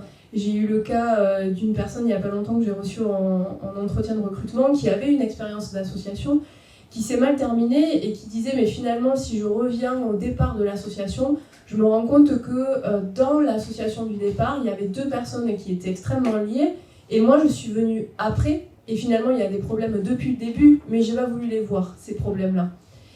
Et c'est vrai que je suis assez d'accord quand on dit il faut sortir de l'affectif. Alors c'est pas toujours facile hein, parce que quand on monte une entreprise, ça demande aussi du risque. Et c'est vrai que c'est rassurant aussi d'avoir quelqu'un sur qui on peut compter, sur qui on peut s'appuyer. Mais cette notion de pacte d'associés et de poser par écrit finalement ou à l'oral ou de le poser, de oser dire finalement ce qui pourrait poser problème, je pense que ça peut être un bon début pour se dire peut-être oui, s'associer avec un ami, mais poser les règles en amont. Et que même si ça se passe mal, finalement ça sert. Et puis ça permet aussi de maturer professionnellement et de faire son expérience. C'est aussi en faisant des erreurs quelque part qu'on avance et puis on se dit là effectivement c'était peut-être pas la meilleure expérience, mais ça m'a permis d'apprendre et ça m'a permis de me dire si je m'associe avec quelqu'un dans le futur, il faut vraiment que je pose des jalons avant. Merci. Et du coup, oui, pour en revenir au pacte d'associés, Caroline, à quel moment il faudrait mieux le faire, en fait, le signer? Alors, il faut le signer, le mieux c'est de le signer dès les statuts de la société, au même moment ou juste un petit peu après si on n'a pas le temps de signer les 2, mais histoire de gérer le problème dès le début, parce qu'on peut pas définir à quel moment un problème va arriver, donc pour le coup, si on peut gérer les bases dès le début, après rien n'empêche bien évidemment de modifier le pacte d'associés, puisqu'on peut faire des avenants sans problème, mais au moins essayer de penser dès le début aux principaux problèmes qui pourraient exister, et bien évidemment, surtout si on s'associe avec un ami, prévoir les cas de sortie si ça se passe mal. Effectivement, il faut oser prévoir la fin tragique, quoi. Donc si on prévoit la fin tragique, on prévoit la possibilité de sortie, et là, ça règle quand même pas mal de problèmes, et ça permet, je pense, d'éviter de se brouiller avec ses amis. Et du coup, si on a une idée à plusieurs, comment on fait pour se protéger un peu avant que l'entreprise soit créée, par exemple? Alors, avant que l'entreprise soit créée, si c'est juste une idée, je pense que vous pouvez déjà, au moment de la création de la société, quand vous pensez au concept, déjà définir, je pense, vos qualités, qui va prendre quelle place dans la société. Par exemple, si vous êtes en SRL ou en SAS, il y aura un gérant ou un président.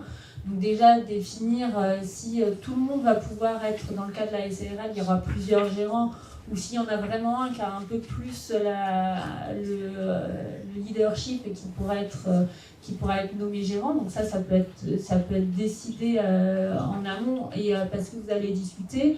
Et donc voilà, voir entre vous, du coup, qui va occuper quelle place, et puis après faire le pacte d'associés en même temps, et là réfléchir du coup avec votre conseil, quelle sorte de clause vous voulez prévoir. Bien évidemment, votre conseil va vous aiguiller, mais voilà, il y a peut-être, vous n'êtes pas obligé de mettre toutes les clauses qu'on a mentionnées dans votre pacte d'associés, bien évidemment. Juste Juste rajouter un petit point, c'est qu'en fait, le pacte d'associés, c'est jamais que d'écrire dans un contrat avec un avocat des choses que les associés ils ont déjà mis entre eux. C'est pour ça que c'est important d'en faire un, parce que quand on crée la société, on n'a pas le temps, on a plein de trucs à faire, mais le plus important, c'est ça. Nous, les dossiers qu'on voit partir en tribunal entre mésentente entre associés, là, on a géré, il y avait 2 associés dans une entreprise de bâtiment. Il y en a un qui a cédé ses parts à l'autre pour le faire rentrer dans la société, sauf qu'au moment où le nouveau est rentré, celui qui cédait ses parts lui avait pas dit qu'il lui cédait ses parts parce que dans 5 ans, il partait à la retraite. Et donc, ils ont bossé comme des malades tous les 2 dans leur entreprise, et puis au bout d'un moment, il y en a un qui a dit à l'autre, bah écoute, maintenant, moi je m'en vais.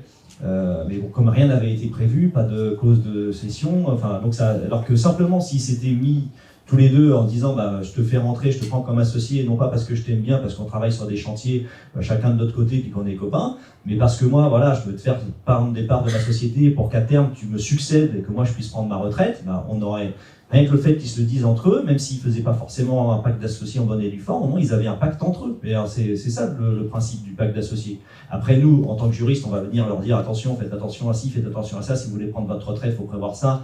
Enfin voilà, mais le pacte d'associés, c'est pas uniquement un pacte d'associés écrit, ça peut être aussi un pacte moral, ça peut être aussi le fait de se dire entre nous, voilà, comment on voit les choses. Est-ce que moi, effectivement, je fais démarrer ma boîte et puis dans 5 ans, je revends mes parts? Est-ce qu'à ce moment-là, on se met tous d'accord pour dire dans 5 ans, on revend tous nos parts et puis on part dans un hamac boire des cocktails dans les îlots? Ou est-ce qu'on se dit, bah non, si toi tu repars dans 5 ans, moi dans 5 ans j'ai un autre problème, mais à ce moment-là, tu me vends tes parts à moi. Et moi je continue la société tout seul sans toi. Enfin voilà, c'est ça, il faut se le dire avant, sinon on est sûr d'avoir une catastrophe. J'aurais une question.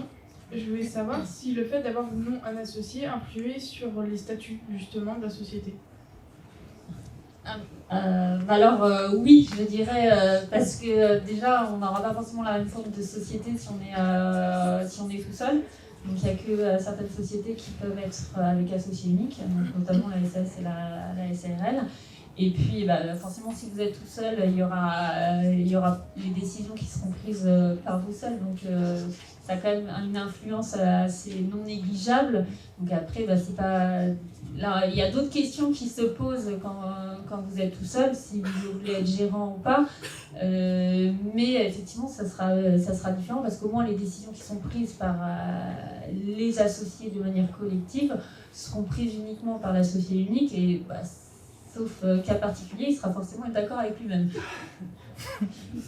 Juste Aurélie, il est 9h55 si vous souhaitez intervenir avant de... Ouais, j'ai juste un...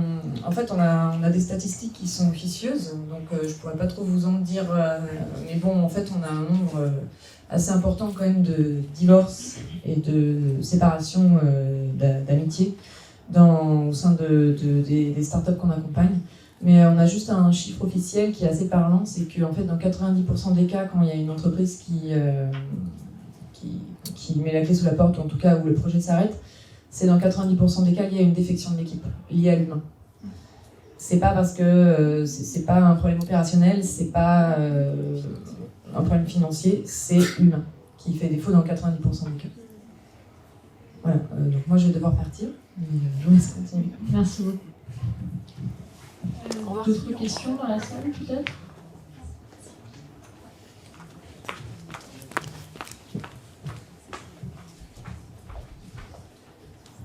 J'aimerais juste savoir si c'est quelque chose qui est purement français, ce type de clause, etc.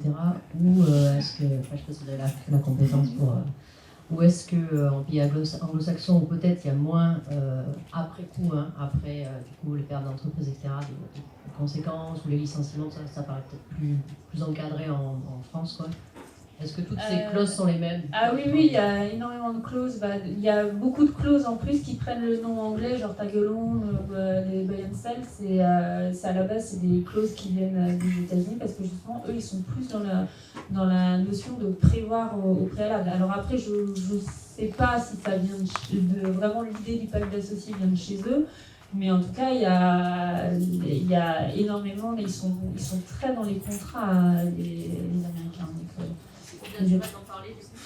Oui, ils osent plus en parler. Moi, quand j'ai travaillé du coup à l'étranger, effectivement, c'est quelque chose qui est plus dans on est plus dans le dialogue là-bas que en France où ça reste parfois un petit peu tabou de prévoir. Reprenons le mariage. C'est vrai que en métropole, il y a, ou même ici, les contrats de mariage sont pas. À l'époque de nos parents, il n'y avait pas énormément de contrats de mariage. Maintenant, ça se fait beaucoup plus. Et parce qu'on n'osait pas dire que ça allait se passer mal à un moment donné. Donc je pense que pour les sociétés, c'est pareil. Et que, c'est vrai que moi, quand j'ai fait mes études de droit, on parlait quand même plus des statuts que des pactes d'associés. Alors après, je ne sais pas si c'est encore le cas à la fac, mais on l'apprend plus sur le tas, en fait, le pacte d'associés. Oui, je voulais juste une petite information, en fait. C'est pour intervenir avant que tous ces problèmes arrivent, mais en fait, pour bien associer avec quelqu'un, vous devrez souvent, c'est plus complexe, mais souvent, il y a 3 points clés à travailler avant de s'associer avec quelqu'un. Le premier, c'est que vous devrez vérifier si l'autre personne partage les mêmes valeurs que vous. Parce que souvent, les différences, des conflits viennent souvent d'une différence de valeurs. Il y a aussi, après, il y a une question d'ego, de personnalité, mais à la base, ce sont les valeurs fondamentales. Est-ce que vous les partagez ensemble? La deuxième chose, aussi très important, c'est en termes de valeur ajoutée. Vous devrez définir pour chacun quelles sont les valeurs ajoutées que chacun doit contribuer au projet. Parce que les compétences ne suffisent pas. Moi, j'en ai vu des mecs qui ont des compétences, mais ils n'ont pas contribué dans le projet. Croyez-moi, c'est l'expérience vécue. Et la troisième chose, c'est la franchise. Pourquoi la franchise? La franchise, c'est le premier niveau d'un document qui vient de la Silicon Valley, ce qu'il appelle la matrice de dysfonctionnement. La première cause de dysfonctionnement entre les gens et des équipes vient du manque de franchise. Si vous le dites tout de suite à un ami que tu n'as pas assez bien bossé, que tu n'as pas assez travaillé, dites-le tout de suite. Ne les laissez pas dormir pendant 2 ans. Parce que quand vous allez revenir, il y a la rancœur, il y a la frustration, et c'est là où ça part un peu en vrille. En fait, c'est souvent, on le dit, pour bien associer, il faut maîtriser ces 3 points-là. Le premier, les valeurs fondamentales. Le deuxième, la valeur ajoutée à chacun doit contribuer au projet. Et le troisième, c'est la franchise. Voilà, c'est juste pour... Merci. D'autres questions ou...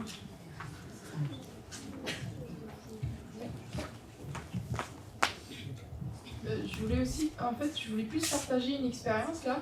C'est dans le cadre d'une association dans laquelle je suis, j'ai un jour organisé un événement et donc j'ai décidé de monter une équipe. Et là, j'ai pu voir ce qu'était l'association en fait, parce qu'on se rend compte que parfois, il faut vraiment choisir les gens en fonction de leur capacité et vraiment pas en fonction de est-ce que j'aime bien ou pas. Parce que tu te retrouves avec des personnes parfois fragiles émotionnellement et tu t'en rends pas compte au moment où tu les recrutes, entre guillemets. Et les personnes peuvent se lâcher au dernier moment, ce qui est très embêtant. Mais à côté de ça, je sais que avec cette expérience, j'ai appris à me méfier justement de mon ressenti vis-à-vis des personnes, de savoir que faut que je prenne en compte la santé mentale des personnes autour de moi, mais aussi leurs compétences, parce que je sais que j'ai choisi aussi des personnes très compétentes qui m'ont accompagnée du début à la fin, qui ont su gérer les crises de nerfs de tout le monde, aussi bien de moi que des autres, et qui ont su accompagner aussi bien la création que le suivi de l'événement, durant l'événement et après l'événement. Et ça m'a permis de voir qu'en effet, s'associer avec les gens autour de soi, il ne faut pas prendre en compte vraiment ce qu'on ressent vis-à-vis des personnes, mais plutôt ce qu'on sait qu'elles sont capables de faire. Donc c'était juste pour partager ça. Oui, après je voulais juste rebondir sur ce que tu disais. C'est que je crois qu'on apprend aussi avec les expériences et que quand on se lance dans des associations, quelles qu'elles soient, tu partages une expérience de collaboration, eh bien on apprend de cette expérience-là et que on ne peut pas, même moi qui suis psychologue, on ne peut pas scanner toute la santé mentale d'une personne dès le départ et que c'est ces expériences-là aussi qui vont nous faire grandir. Je partage une autre expérience, moi je suis présidente d'une association, donc ça n'a rien à voir, mais c'est quand même une association parce que dans un bureau on est plusieurs à décider, il y a un président, il y a une secrétaire, il y a un trésorier, puis il y a des gens qui sont là, alors qu'ils sont tous de bonne volonté au départ, hein, c'est-à-dire qui ont envie d'être là, qui ont envie de participer, sauf que je m'aperçois, même aujourd'hui, là, avec le recul, que finalement, eh ben, ils ne s'investissent pas tous de la même manière, parce que peut-être qu'au départ, on n'a pas posé les règles non plus de l'investissement de chacun. Et il y a aussi ces notions-là, je crois, dans une association, c'est qu'avec un ami, on va peut-être pas oser poser ces règles-là, alors qu'on le ferait peut-être avec quelqu'un d'autre qu'on ne connaît pas, parce qu'il est vraiment, on le verrait justement plus comme un ami, mais vraiment comme un associé.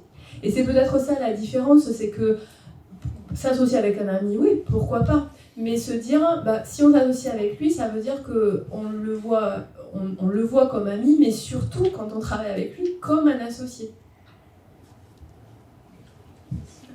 Bonjour, j'avais juste une question. C'est quoi l'intérêt d'une association 50-50 pour vous? Problème. Rien. Aucun intérêt. C'est en fait c'est plus au départ on pense que tout doit être équitable, tout doit être fair, etc. Et donc du coup on décide de faire un 50-50. Moi personnellement je n'accorde pas trop d'importance non plus aux parts sociales, puisque c'est le pacte d'associés en fait qui va driver, qui va guider votre par exemple redistribution des dividendes, etc. Sur une société on essaie toujours d'avoir quelqu'un, en tout cas de mon expérience, d'avoir quelqu'un en majorité, même une 51-49, juste pour avoir quelque chose, sinon on est en statu quo. C'est-à-dire qu'il n'y a plus aucune décision qui peut être prise si jamais ça se passe mal entre les deux associés. Et donc du coup la boîte va couler d'elle-même si on n'arrive pas à trouver un compromis. Tout simplement. Ah oui, je suis totalement d'accord. Et moi aussi, le 50-50, c'est le meilleur moyen d'avoir des soucis. Effectivement, ça part d'une bonne intention au début, on se dit on va tout partager à égalité. Alors 50-50 dans le capital social, pourquoi pas, mais à ce moment-là, si 50-50 dans le capital social, pacte d'associés derrière, en mettant dans le pacte d'associés, effectivement, comment on répartit les votes, mais ça reste une solution, à mon avis, insatisfaisante. Les règles du droit des sociétés, si on a 50% des parts, on a 50% des droits de vote. Et si on est à deux, tant qu'on est d'accord, tout va bien, c'est un peu comme dans un couple, hein, mais après, à avoir des moments où il y en a un des deux qui est plus d'accord, mais il n'y a plus rien qui peut avancer. Donc c'est le meilleur moyen de bloquer une société que d'être à 50-50 sans pacte d'associés. Moi, je voulais faire une petite marche arrière par rapport à l'intervention de Mme Flégel. Dans la démarche d'aide au recrutement, quelle part et de quelle manière vous observez du coup les besoins? Est-ce que c'est sous forme d'entretien puisque vous travaillez avec plusieurs entreprises, donc vous ne pouvez pas être spécialiste des entreprises, mais je pense que ça a quand même une importance après dans la démarche d'analyse des personnes susceptibles d'atteindre le poste. Est-ce que c'est une lecture de la fiche de poste? Est-ce qu'il y a un entretien? Est-ce qu'il y a une observation in situ à l'étage où va travailler cette personne-là? Donc pas seulement avec la hiérarchie qui va recruter cette personne. Enfin, voilà. Quelle part vous accordez à ça, quoi. Ça dépend des recrutements. Alors déjà, il y a certaines entreprises qui me sollicitaient quand j'étais dans la structure dans laquelle j'étais et qui me sollicitent aujourd'hui en libéral et qui, comme je le disais tout à l'heure, me disent moi je cherche une assistante de direction, allez-y. Et je leur dis non, moi je peux pas parce que je ne sais pas ce que c'est une assistante de direction pour vous. Donc c'est un vrai travail avec l'entrepreneur, le chef d'entreprise ou le chef de service pour lui faire comprendre que oui, moi je peux l'aider, il n'y a pas de souci, mais que pour faire définir en fait son besoin. C'est un peu, je fais de la formation aussi, c'est un peu comme les entreprises qui vous disent j'ai besoin d'une formation aux entretiens annuels d'échange. Oui, mais qu'est-ce que vous attendez en fait? Qu'est-ce qui est déjà mis en place chez vous? Qu'est-ce que vous attendez de vos managers? Parce qu'un entretien annuel d'échange, c'est pas les mêmes dans une entreprise de 10, de 20, de 50 ou de 400 personnes. Donc on ne va pas former de la même manière. Donc c'est vrai que moi je privilégie le dialogue avec le chef d'entreprise pour lui dire réellement qu'est-ce qui se passe déjà? Est-ce que c'est une création de poste ou est-ce que vous remplacez quelqu'un? Parce que c'est pas du tout la même chose. Le besoin n'est pas du tout le même et pour la personne qui va arriver non plus. C'est-à-dire que de prendre un poste où tout est à créer et de prendre un poste en remplaçant quelqu'un, peut-être que la personne qui est là était depuis 15 ans dans l'entreprise, peut-être que en fait le poste est vacant depuis 3 mois, peut-être que je sais pas, on arrive dans une entreprise où il n'y a que des personnes expérimentées et le chef de service était quelqu'un plutôt de novice et il faut aujourd'hui quelqu'un d'expérimenté. Enfin, il y a tout un contexte en fait à prendre en compte qui fait qu'au-delà de la fiche de poste elle-même, alors bien sûr qu'on va l'étudier parce que sur la fiche de poste, et quand il y en a, parce qu'il y a des entreprises malheureusement il n'y en a pas de fiche de poste, quand il y en a bien entendu que ça peut servir, mais c'est toute l'histoire aussi du poste qui va nous donner des compétences un peu clés et des critères de sélection. Là par exemple on m'a sollicité pour le recrutement d'un directeur commercial. Et effectivement, il y avait une fiche de poste et une annonce qui avait été passée en presse. Et quand j'ai rencontré en fait le chef d'entreprise, je me suis rendu compte qu'au-delà des compétences un peu clés, d'aller sur le terrain, de développer le chiffre d'affaires, d'avoir le sens du service client, eh bien, il y avait aussi le management d'une équipe de 6 personnes qui n'était pas du tout marquée dans la fiche de poste. Il y avait aussi que le directeur, il voulait quelqu'un qui, oui, soit capable de prendre le poste de directeur commercial, mais qui, sur 3 ou 4 ans, soit aussi capable de développer des compétences sur de l'exploitation et plus du tout sur du commercial. Donc on n'allait pas chercher un pur commercial, mais plutôt quelqu'un qui ait le service client et qui ait du potentiel aussi intellectuel, pour rebondir sur ce que vous disiez, sur le potentiel tout à l'heure, qui est le potentiel d'apprentissage pour pouvoir évoluer ensuite. Et en fait, ce que la personne voulait, c'est aussi possiblement un numéro 2 dans l'avenir. Donc vous voyez qu'on n'est plus du tout dans le profil du départ du simple, entre guillemets, directeur commercial. Donc oui, ça c'est un échange avec le chef d'entreprise. Alors je sais quelquefois quand je dis au chef d'entreprise ou au manager qui m'appelle que j'aimerais le rencontrer pour vraiment définir son besoin, il souffle un peu en disant à quoi ça sert, vous avez une fiche de poste, allez-y. Je lui dis non. Non parce que oui, vous allez me payer pour recruter quelqu'un, mais moi je suis là pour vous faire un bon recrutement. Et effectivement, faire un bon recrutement, c'est aussi prendre le temps de se poser, de définir son besoin, de définir ses critères et de rencontrer donc les bonnes personnes. Et ça en fait gagner beaucoup par la suite. Oui, je voudrais aussi résumer ce que vous dites tous, à la fois par vos exemples et par vos règles. C'est qu'en fait, il y a toujours une nécessité d'apprendre à connaître à la fois l'entreprise. Une entreprise n'est pas la même si elle porte le même vocable. Oui. Un chef d'entreprise n'est pas le même dans chaque entreprise différente. Donc il y a besoin d'apprendre à se connaître et que rien n'est garanti par aucun contrat, même le plus bétonné, et que pour donner aussi la niaque aux jeunes qui veulent entreprendre, que de toute façon, il y a toujours des façons de récupérer une expérience, une entreprise, des fonds d'énergie, et que simplement il faut, là encore, trouver les bons professionnels qui pourront vous accompagner, parce que personne ne peut avoir tous les talents, même s'il est très très fort. Il y a toujours besoin de trouver des gens de l'extérieur, et donc au total, c'est de savoir à tout moment nommer le problème pour pouvoir trouver la solution. Et quand on sait nommer le problème, après il suffit de trouver la bonne personne pour le résoudre. Merci beaucoup.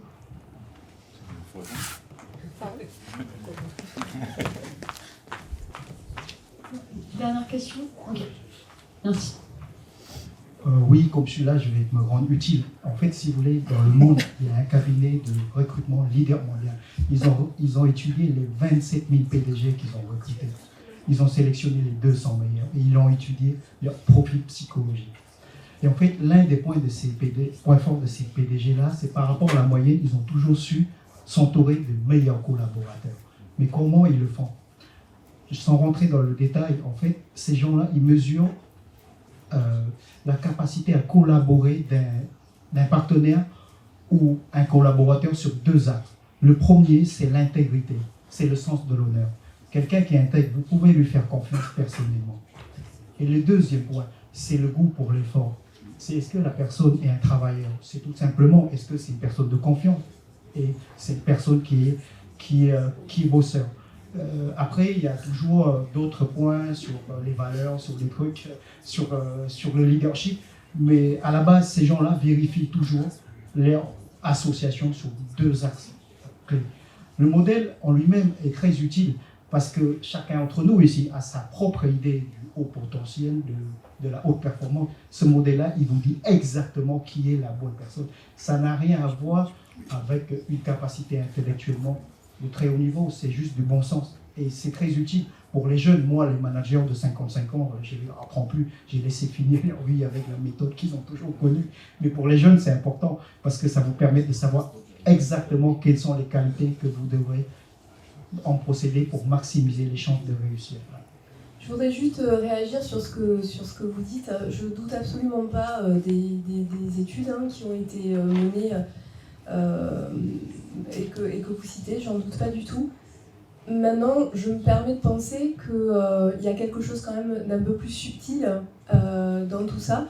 Je crois qu'il y a une émission, me semble-t-il, qui passe à la télé, je crois, sur des compatibilités de couple où on dit, voilà, ils sont compatibles à 90 ou 95 ou 99%, si je me souviens bien, et je crois que c'est marié au premier regard ou quelque chose comme ça. Et puis on se rend compte que même si, effectivement, d'après les statistiques, ils ont 90, 92 ou 99% de chances de réussir, eh bien ça ne réussit pas. Et que, effectivement, oui, je pense que ça peut être utile, mais qu'il y a aussi juste la relation qu'on a à ce moment-là. Ça peut être compatible sur le papier, mais il y a quelque chose qui se joue, et dans les recrutements, moi je le vois bien, c'est l'intuition ou le feeling qui fait qu'avec cette personne-là, ça va passer, et que peut-être elle n'a pas toutes les compétences sur le papier, peut-être qu'elle n'a pas, comme vous dites, effectivement, toutes ces valeurs-là ou l'intégrité, mais il y a quelque chose qui se joue et on ne sait pas pourquoi. Et ça se joue. En fait, si vous voulez, le modèle est très complexe. Là, j'ai seulement les deux critères pour eux de choisir les collaborateurs. Mais le modèle en lui-même, c'est assez gros. Parce que si vous voulez, ce cabinet-là, c'est aussi le cabinet qui est Amazon et Google pour le recrutement. Vous voyez le niveau, en fait, le modèle, il est... il n'y a aucun modèle qui est fiable à 100%, mais le modèle, il a fait ses preuves. Mais c'est juste pour vous expliquer, c'est leur façon de choisir les collaborateurs. Et ça n'explique pas le profil psychologique de ces gens. Voilà, c'est juste. Merci. Du coup, ce café sans filtre va toucher à sa fin, donc je vais juste vous laisser un petit mot de la fin, si quelqu'un souhaite conclure ou apporter une dernière intervention. Moi je dirais que pour connaître ses associés, il faut partir en voyage avec eux. Avant de vous associer, partez en voyage avec eux, sortez-vous de votre zone de confort, de sa zone de confort à lui et votre zone de confort à vous. Puis là vous allez vraiment découvrir qui est la personne et vous allez savoir si elle est faite pour vous associer avec vous ou pas.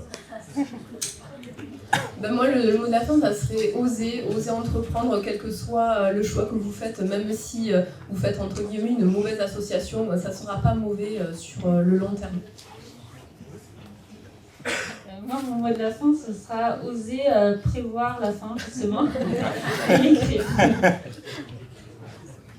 Bon, ben difficile, ils ont déjà dit tous les mots de la fin que je voulais utiliser. Voilà, donc continuez comme ça, continuez ce que vous avez démarré avec Pépite, et puis persévérez, faites-vous votre expérience. N'hésitez pas à solliciter les gens, à avoir des conseils, et continuez à avancer sur votre chemin. Les choses... vont se présenter devant vous. Maintenant, vous avez un certain nombre d'indicateurs. À vous de les mettre à votre profit. Merci beaucoup. Merci à tous d'être venus.